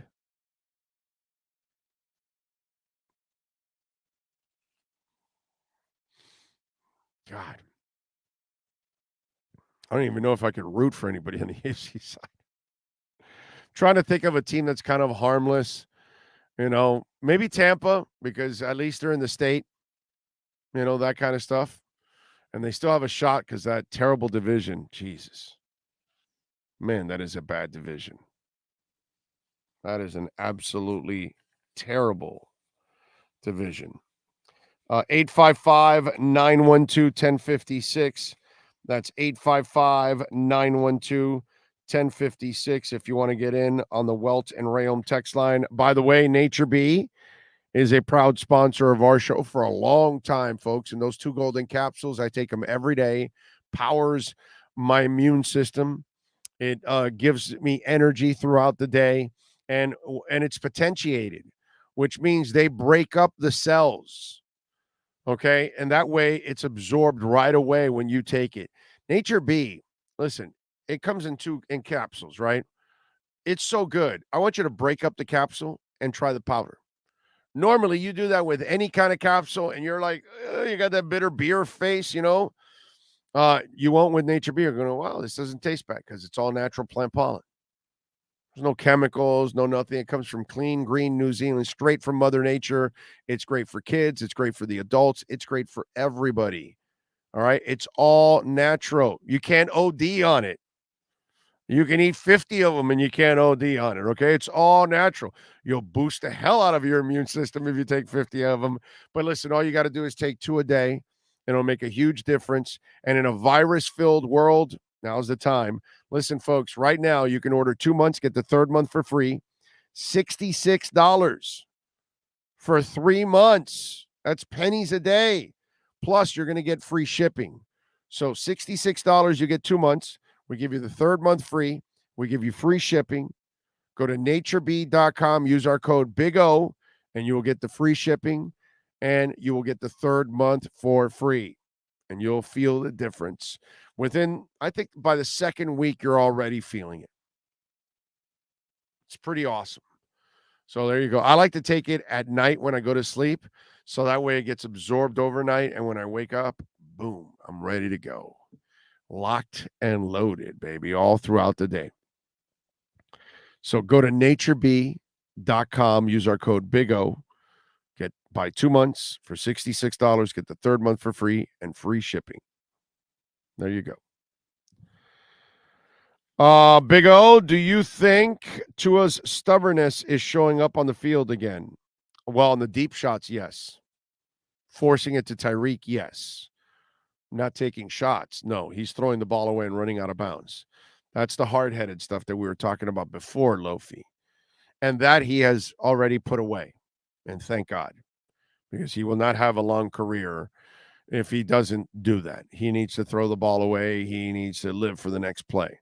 he can't take all those extra shots. That's not his body's not made for that. Let's just be honest. But yes, yeah, I was pissed at him forcing it to Tyreek all the time. Very pissed at him for forcing it to Tyreek early on. And then the deep shots, too many empty calories with those shots. So yes, there was some stubbornness on his part and on Mike McDaniel's part, because he's the one that keeps calling for those deep shots. Okay. So let's not, I can't let McDaniel does not get off for this Chargers game. He gets off for the San Fran game. He did his job. Tua did not. But in this last game, it's different. So yeah, that's the way I look at it. So yes, there was some hard-headedness in their approach from McDaniel and Tua. I did notice that, Lofi. You are 1,000% right there. When you're right, you're right. That's the way it goes. Big O, we need more short passes in this offense. Well, there was always plenty of short passes. I don't know why they didn't take them. Like I said, the long passes were ridiculous. Absolutely ridiculous. All right. Market moving up a little bit there. I like it. Remember, you can make a donation through Cash App or Venmo. You can send in your question, your comment, your insult, all there at Cash Big O Show. That is Cash Big O Show on Cash App or Venmo. And on Cash App, by the way, you can also make a Bitcoin donation, which is, as you all know, that's my favorite donation of them all. When you guys send us Bitcoin donation, that is just an absolutely beautiful thing.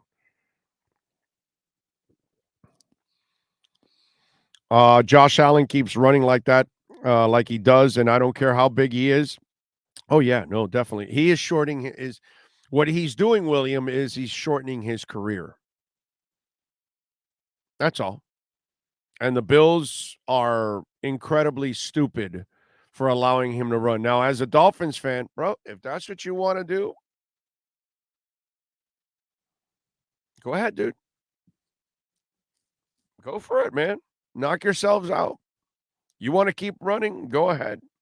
I've talked about it myself. It's the dumbest thing in the world, but if that's what you want to do, well, then the Miami Dolphins and their fans will not have to deal with Josh Allen long term, because eventually he will concuss himself right out of the league. But when you're big and tough like that, you think you're invincible, and you're diving up in the air and all that stuff like he did this week, and you're cringing when that happens. And I get it, dude. He is a big, tough hombre. But even Cam Newton was a big, tough hombre, and they break you in half eventually. I find it absolutely dumb. Big O, whatever happened to Bruce Hardy? Don't know. Can't say I know where he's at, where he lives, or even know him, actually. Have no idea, but he had great hands. Love Bruce Hardy, the tight end, bro. He could catch the ball. All those cats from that era, Dan Johnson, Bruce Hardy, Joe Rose, obviously Keith Jackson, but there was this other guy that was in that group with them over the years. I'm forgetting one more of those guys. They all had good hands, bro. All of them. Joe Rose will never brag about his hands. Good hands. Okay, Joe wasn't a number one tight end or anything like that, okay? He's way better than any of us will ever be, and he got to the league. But he was a good number 2 tight end, and really, the thing that I always respect. I told Joe this years ago. I doubt he would even care or remember. But I told him, dude, one of the things I always respected about you was you had terrific hands. You would catch the ball. And you would think, well, that's what they're supposed to do. Yeah, that doesn't mean they're all consistent doing it. Like, I wish Farrell Edmonds had Joe Rose's hands. See what I'm saying? Give Farrell Edmonds Joe Rose's hands, and does he become the greatest tight end in Dolphin history? Maybe, right? Right? He could have been. It's crazy. That's all I got to do. I'm not asking you to give him Keith Jackson's hands. I'm not asking you to give him Kellen Winslow's hands. Just give him Joe Rose's hands. That's it. Give him Dan Johnson's hands. That's all. Give him Bruce Hardy's hands. That's all I'm asking. All pro every year. Dude ran like a deer. Size. Arms were long, which made him even a bigger target. Athletic as hell. Oh, my God. You've seen his sons now in the league. You know, Farrell Edmunds was, brother, he had talent. He was an underachiever because of this. That's the knock, and that's the knock that will always be there about Farrell Edmunds, why he never got to the point. Mandich, Marv Fleming, Seipel, those are nice. You give Farrell Edmunds hands, he's way better than all those guys. Way better. He's worse than all those guys because of his hands. How screwed up is that? No, Randy McMichael is way better than, I'll take Randy McMichael 100 times over Farrell Edmunds. 100 times over. Troy Drayton, he was solid here. Fasano's a nice backup. Unfortunately, we had him as a number one, but he's more of a number two. But yeah, Farrell Edmunds, brother, if he only had hands.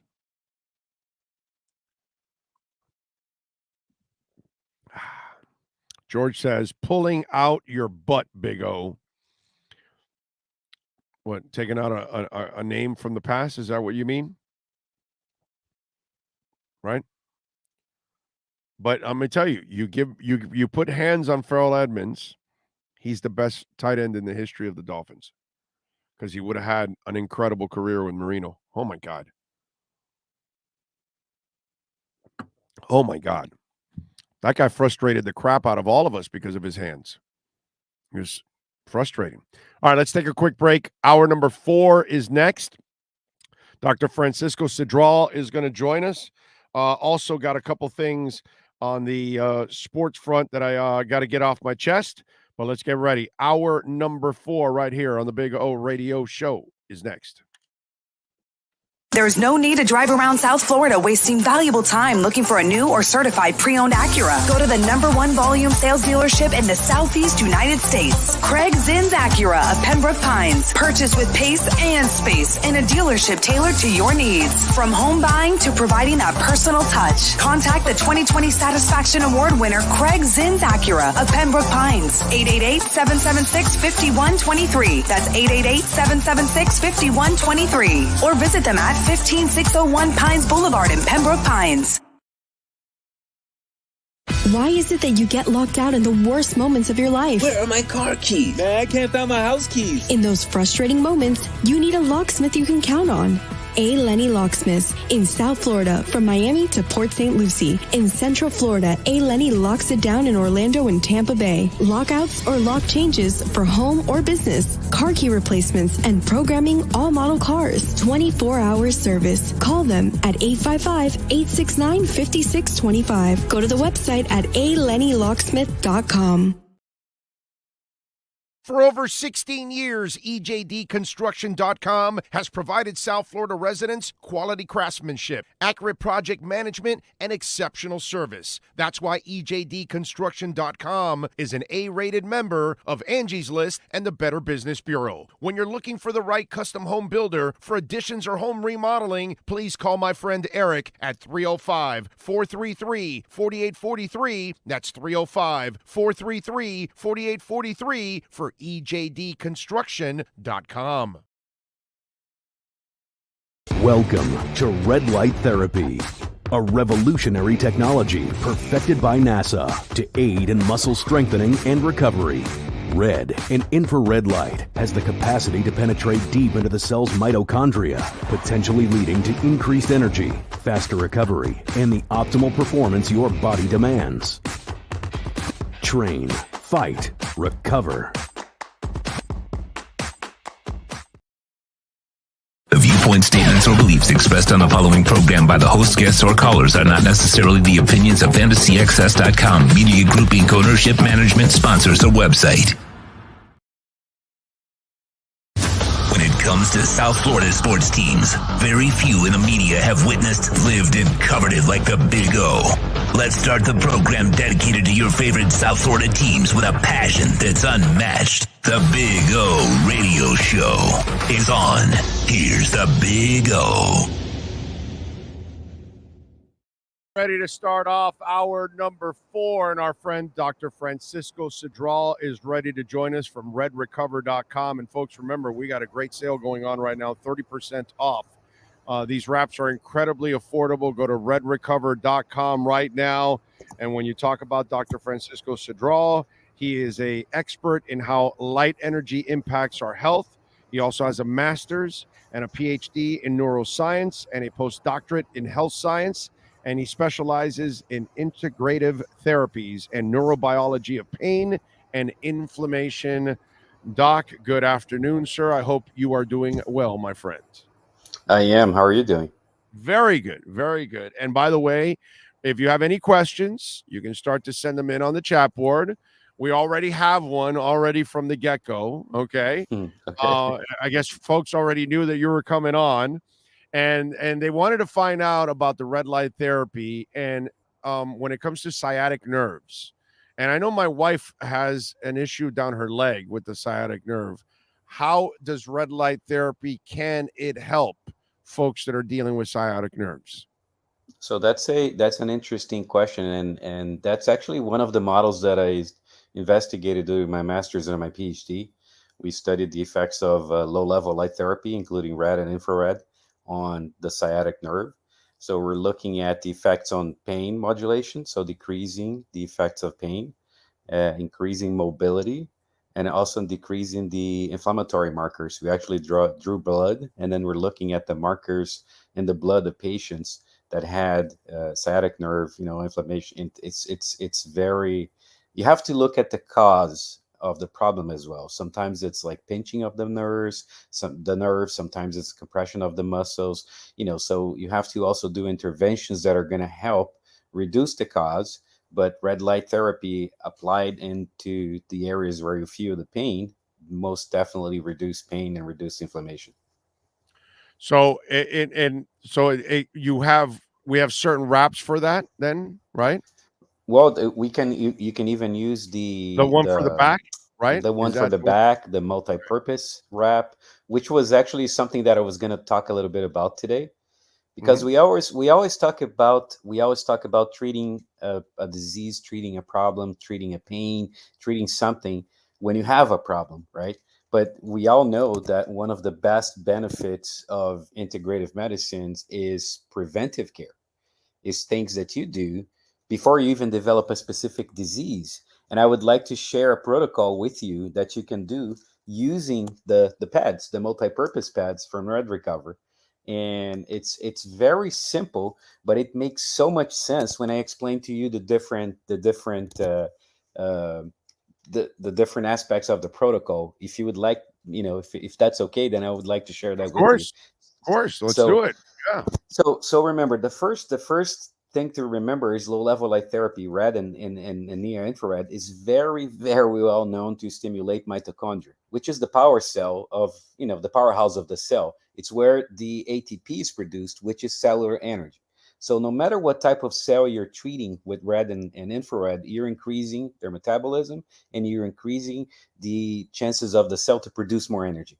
So this is very beneficial, overall. And then you can think about, what are the different areas in my body that I can put this pad and use every day to improve my overall health?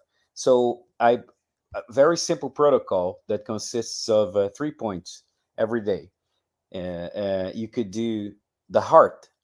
So you just put it on top of the heart. So that, remember, the heart is pumping oxygenated blood to other parts of the body.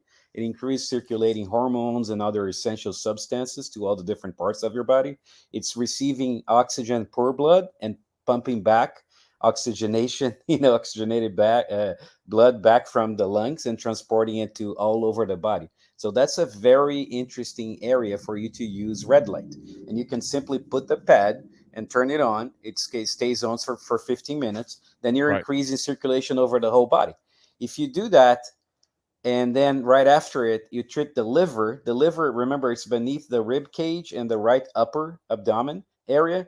The liver is the largest solid organ in the body. It removes toxins from all the different tissues. It specializes in metabolism, maintains healthy blood sugar levels, regulates blood clotting, and has hundreds of other vital, very important functions. So if you imagine, number one, heart. Number two, liver. Number three, treat the stomach area. The stomach is a part that is very, very important, not only for digestion, but this is where the enteric nervous system is located. This is what we call the second brain, because it's an extensive network of neurons that carry the same chemicals that some of the brain parts do. In fact, like 90% of the body's serotonin lies in the gut, and about 50% of the body's dopamine lies in the gut. So this is protocol number one: heart, liver, stomach. Just by the effects of the different areas and the functions, you already know that this is going to be very, very good for your health.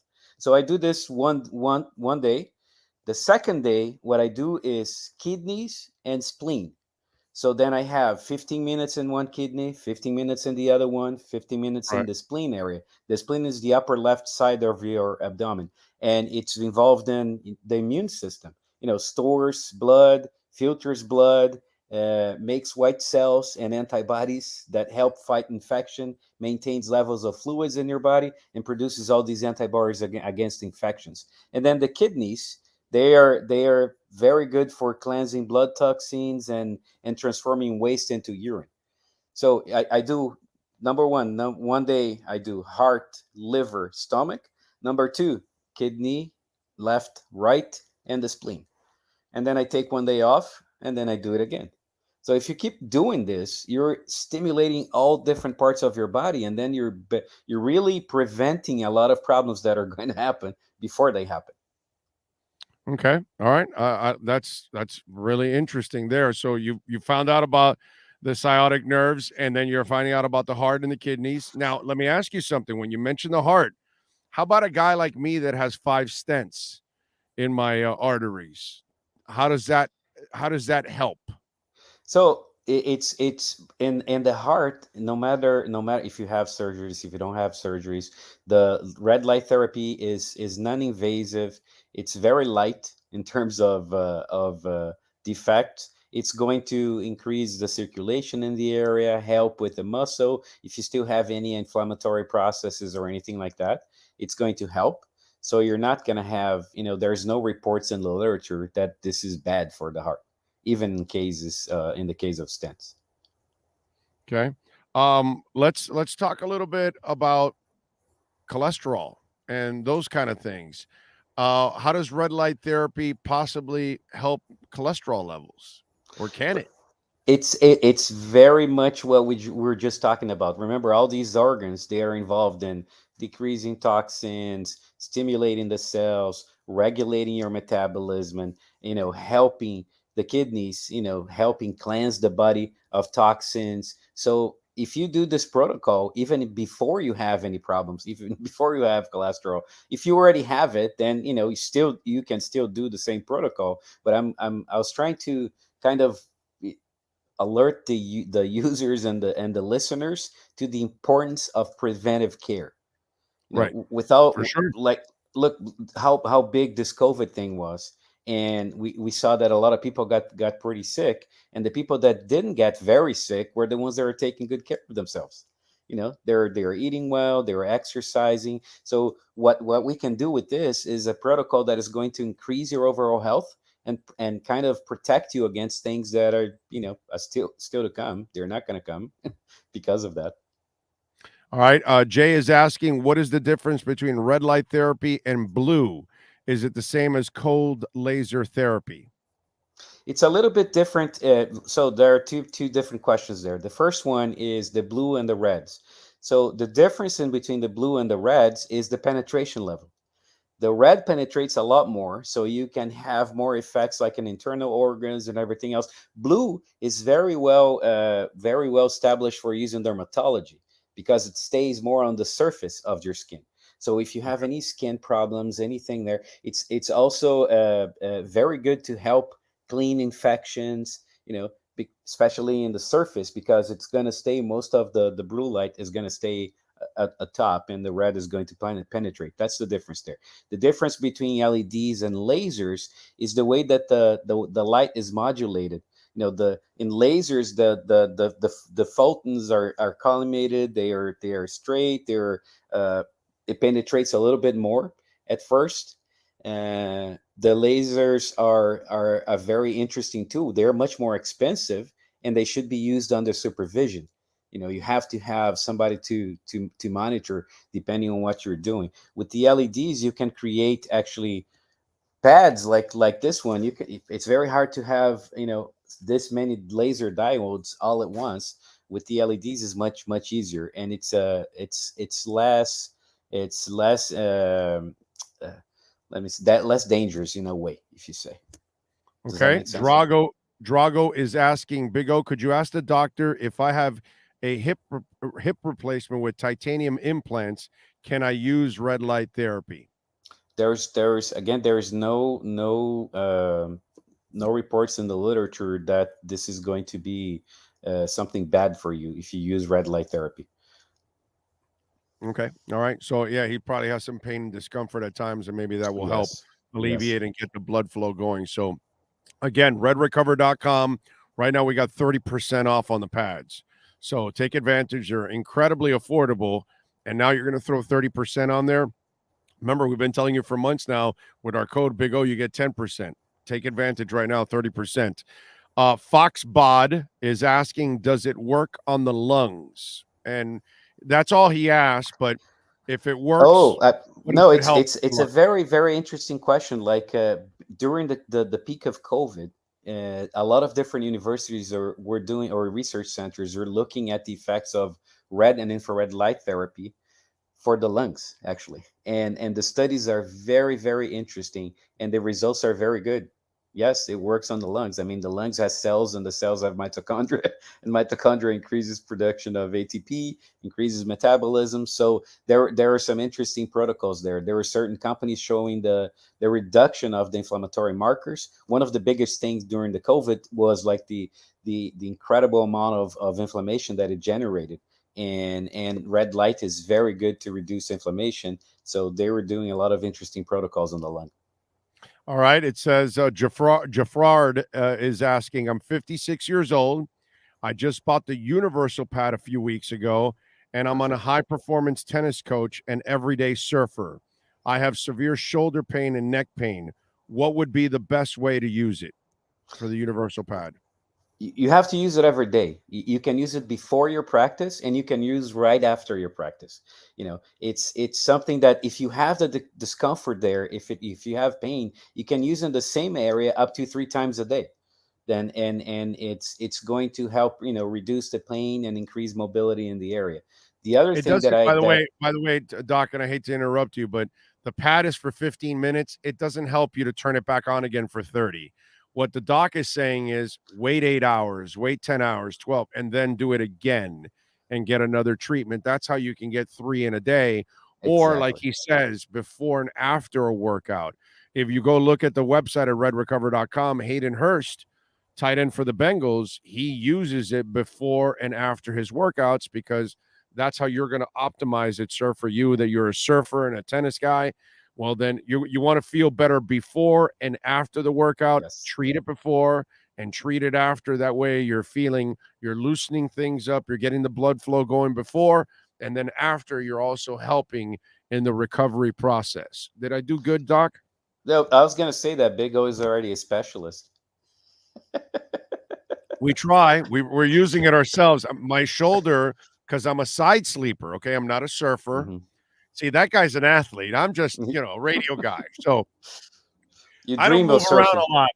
But I'm sleep surfing, okay?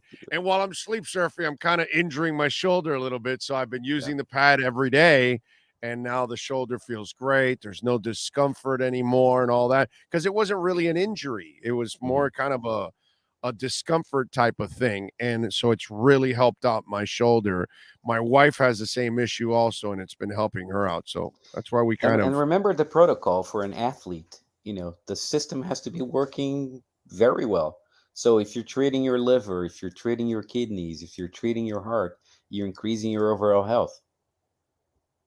Very important. By the way, Too Extreme is asking me, Big O, could you ask how much time does it take for a person to expect to see the benefits of Red Recover after use? My brother, 3 or 4 times you use it, you're already Very feeling fast. Very, very fast. Very fast. Very fast. I can answer that because I actually experience it. After a few times, you'll start to feel the difference right away. It's really flooring. And right now, 30% off. William Youngblood is asking, what about skin conditions like eczema? I think is how it's pronounced. Yeah. Yes, it's what we talked about. Red and infrared, very good effects for inflammation. For the skin conditions, it would be even better if you had the blue light together with it. So we have certain variations on the device that do have that blue light, and maybe he can write us an email, and then we can talk to him about that specifically. Yeah, remember, contact us over there on redrecover.com if you have any issues, if you have any questions, if you bought a pad and you need to, maybe get something fixed or exchanged or whatever. They are very quick and they will help you out. Contact us there and send them an email. Whatever questions, concerns you may have, Ed and all the great people there will take care of you right away. And that's the other thing that you're going to notice too. Not all the pads, Doc, explain to them. They're not all red lights. They're not all white lights. There are different lights for the different parts of the body and the different effects that you're trying to accomplish. So it's very important for them to tell you exactly what they're trying to accomplish so you guys can give them the right pad to it. Yes. We are open to him, and it's actually a pleasure to try and help as much as we can. Yep. So make sure you get it right there. Let me see. What else do we have here? Yes, 30% off is a hell of a deal right now, especially when you consider, I think the pads are already really inexpensive to be quite honest with you, which is something we wanted to make them affordable. We wanted to have people use it. Yeah. So check it out there if you can. Go to redrecover.com. The Doc joins us every couple of weeks to talk a little bit more about it. Doc, I appreciate you as always, my friend. You have a terrific week, and we will catch up again in a couple of weeks. Yes. Thank you. Thank you very much. Thank you, my friend. Appreciate you. Dr. Francisco Sidral. There we go with redrecover.com. Take advantage right now. I don't know how long the 30% sale is going to last. Okay. It's been 10% the entire time, and right now you got the 30%. Make sure you take advantage of it. Big O, tell Dr. Sidral I'll be contacting out. Yeah, but you'll be talking to Ed. Okay. Ed will be the guy that will take care of you to Extreme. All right, buddy. So reach out on the contact us, reach out to Ed. I already sent Ed your message. Okay. So he knows already that you're reaching out to him to Extreme. Okay.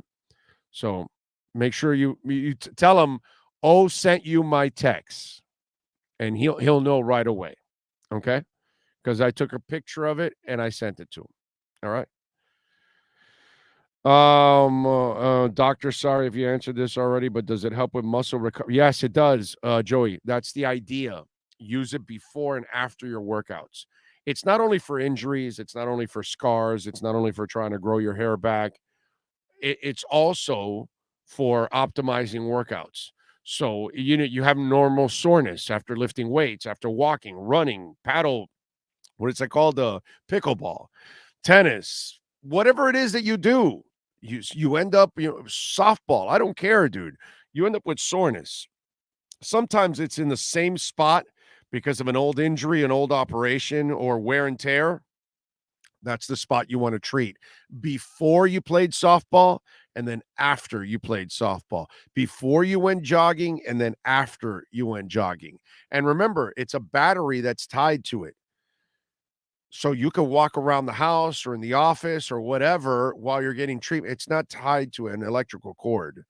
So then you've got to be at a spot for 15 minutes. Now, dude, if you want to get up and you need to go cook or you need to eat and you want to treat your shoulder while you're eating, your back, your neck, you can keep doing all the things that you normally do around the house or around the office. And then when the 15 minutes are up, you take off the pad. And that's it. Super simple. They have a pad, the face pad for the ladies, for the crow's feet, for wrinkles. The red light therapy can help you out for your wrinkles. Ladies, 30% off, man. Redrecover.com. Check it out. Check it out. That's what we want you to do, is check it out.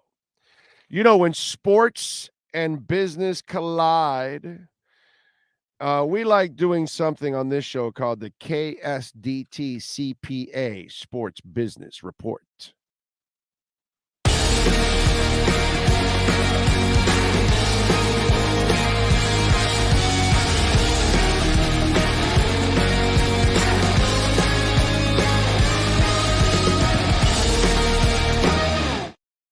All righty. So NBA team values are out. They have been announced. Who do you think is the number one team when it comes to value in the NBA? Worth. Who do you think it is? I'm sure you all pretty much guessed it. The Golden State Warriors are number one in the NBA at $7.56 billion. That's what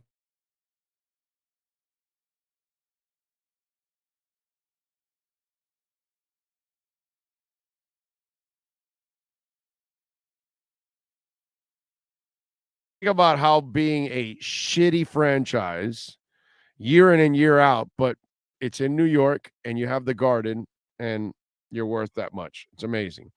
The Lakers are number 3 at $6.44 billion. The Bulls are number 4 at $4.09 billion, up 16%. And the Celtics round out the top 5 at 3.92 and up 14%.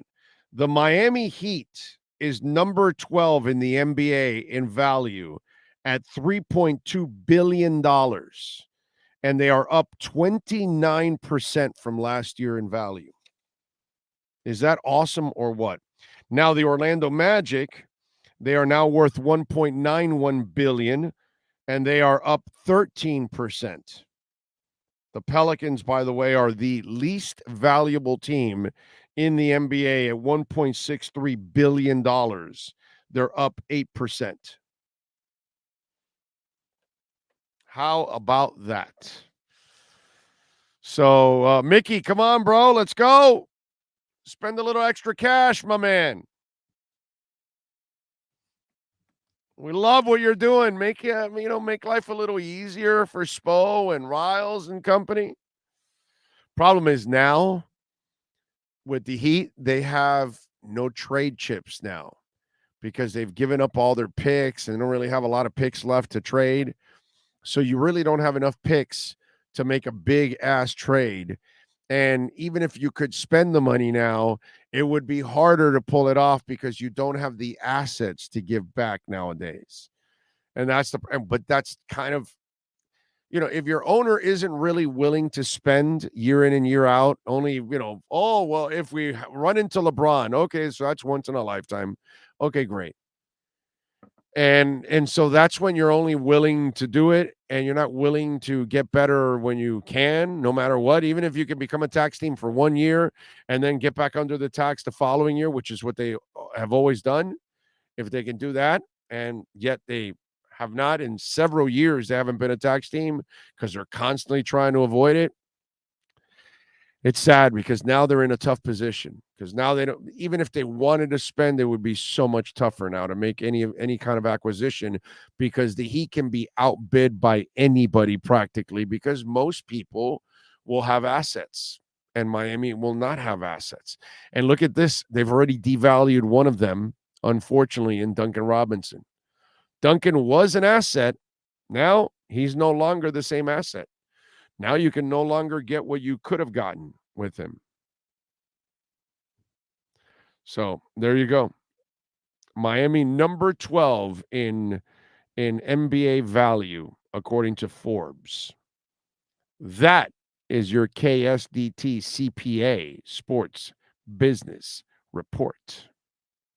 This has been the KSDT Sports Business Report. KSDT CPA is one of South Florida's largest and one of the country's fastest growing accounting firms. KSDT is recognized by Forbes as one of the top tax and accounting firms for 2022. KSDT CPA is a full service firm that also excels in crypto. Visit online at ksdtcpa.com or call 305-670-3370. Cole Beasley, by the way, looking to inject himself back into the Bills Mafia. He has signed a contract.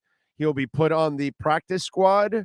Don't know if he'll be active on Saturday. I would imagine not, since he's been out of football for a couple of weeks. Probably a week or two in the practice squad, and then they'll probably activate him. But Cole Beasley, baby, he is back. We got World Cup action today at 2 o'clock, Argentina and Croatia. Argentina, by the way, is minus 115 on the money line. Croatia's plus 380 on the money line. The draw is plus 235 on the money line. If you want to bet Argentina minus 2.5, by the way, it is plus 750. Plus 2.5 for Croatia, minus 1,400. Interesting. So there you go. If you want to make an investment, you got it there. If I would have offered you a bet that in week 13, Finns fans would be begging for more short passes, would you have taken that bet?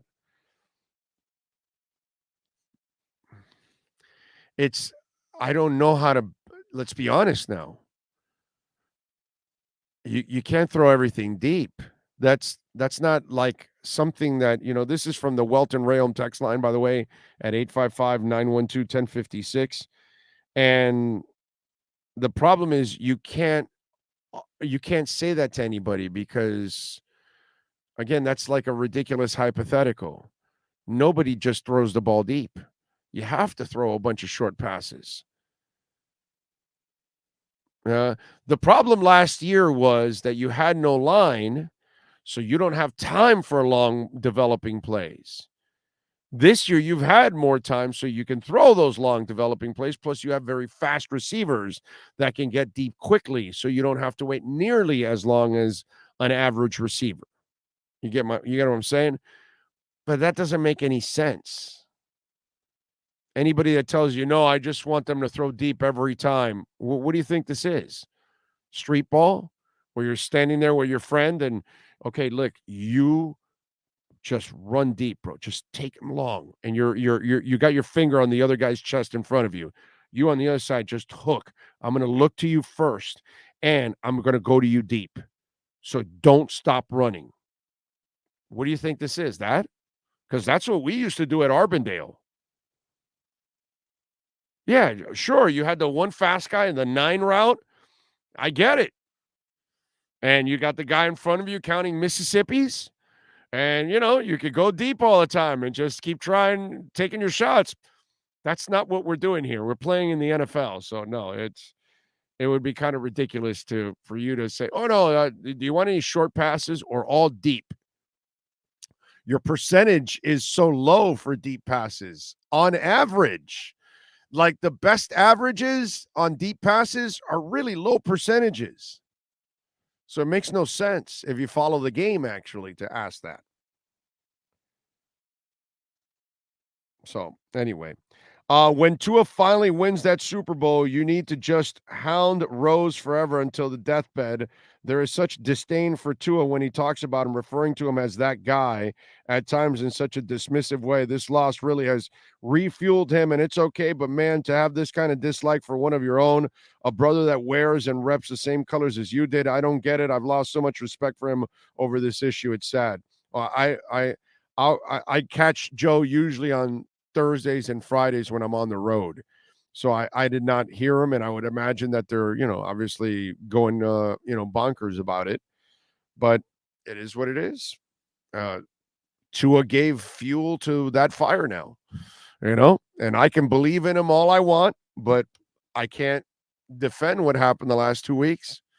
You know what I mean? And it's up to him now to give us back the material that we had before to defend him. But he can't defend what's happened the last 2 weeks. Mike McDaniel can't defend what's happened the last 2 weeks. And unfortunately, this has fueled the haters, man. What are we going to do? All those haters that don't believe in him and all that, it is what it is. But Joe and anybody else that's a Herbert guy over a Tua guy, well, then they get to thump their chest now. That's all. This is their time. This is their moment. Everybody has their moment, right? We were basking in the glory of Tua lighting up the NFL and playing really well, and now he's gone through a patch the last 2 weeks. Now he's got to get out of it and prove that what we think he is, or some of us, by the way. I'm sorry, not we. Some of us think he is, because I'm convinced he's a franchise guy. He didn't play like that the last 2 weeks, but that happens too. So now he's got to come back to prove us right and others wrong. In the end, if he can make the playoffs and Herbert doesn't, and if he goes and wins a game and Herbert's not even in the playoffs, there is no discussion. And like I said, Herbert played terrific. He made some great passes. The overall production of it, I'm not impressed. Sorry. They would kill Tua if he threw 370 yards and can only get in the end zone once. They would assassinate Tua. And they wouldn't have bragged about Justin Herbert's day if the Dolphins somehow score a lucky touchdown at the end of that game and win 24-23. But that's all right. They have the material now. They have the goods. Tua gave them all the logs for their fire the last 2 weeks. Now he's got to douse that fire by kicking some serious ass this week. That's it. He doesn't have to necessarily win, but he cannot be the reason why they lost. Put it that way. Okay? That's what Tua has to do this week. He has to come up with a great performance. He has to be the reason they won, but he cannot be the reason why they lost. He does that, it gets better. He wins, forget about it. Everything's forgotten about what happened the last 2 weeks. But for now, those of us that are Tua believers and supporters, we got to suck it, dude. That's it. We got to sit back and take the heat. Right? We were able to dish the heat out for many weeks now. Well, now we got to sit back and take the bullshit. It's their turn to say he can't be the guy. And we can't do shit about it. Because we have nothing to stand on from what's happened the last 2 weeks. That's how it goes. That's how this game is played. Let's hope that he gives us back the material that we need badly. Okay? I believe he's going to bounce back. I believe McDaniel is going to be mother effing focused on bouncing back. Okay? But we'll find out. Not everybody is haters. Some people just nervous that the last 2 years that kept us away from the playoffs would be the reason why we don't make the play. Well, the last 2 years can't even compare, Travis. That's a terrible comparison on your part, my brother. absolutely horrible comparison on your part. They had no offense in order to get to the playoffs the last 2 years. There's no way that they were going to get there. So that you can't compare this team to what they had in the past at all. Hell, you can't compare this offense to almost anything that they've had in the last 20 years. So, sorry to say, but this small and unathletic QB is not going to get it done. There you go. That's it. On a screen pass that was awfully defended, Eckler made that play and fought for those yards, actually. Yeah. Well, that's part of the game. It's not like your quarterback's going to make all the plays, but he's got to facilitate it to the playmakers. And Herbert either made plays with his arm or his playmakers made plays. And that's what happened on Sunday night. And Miami, their quarterback did not make enough plays, and their playmakers also failed to make enough plays. And the coach mainly did not design a good game. I mean, there's a reason why I kept telling you last year play call and play design was a problem, right? This is the first time I told you play design was a problem for Mike McDaniel. Play call, play design. First time this year. Okay? It took to week, 14? Week 15 is coming up right now. 15, 16, 17, 18. Right.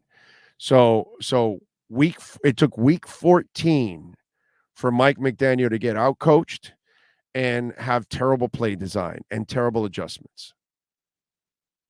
I guarantee you he's going to come back. That guy probably will barely sleep this week. We'll see.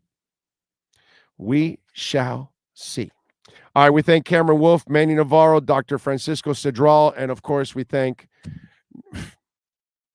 come on, man, Sean Stanley, the man, the myth, the legend, the best, the man that masters this platform every single day. And of course, we thank all of you out there for tuning in. Please hit the like button on your way out. Subscribe, share. Thank you for sending in a super chat.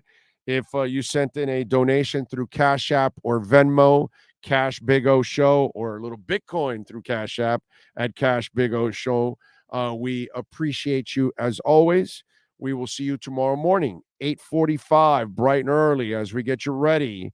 We warm up the seat, and then Ira and Kurt Heelan will take over with a hardcore hour of Miami Heat and NBA talk on the redrecover.com Inside the Paint Show. We will get it going tomorrow at 8:45, same time, same place, same bat channel. I love you all.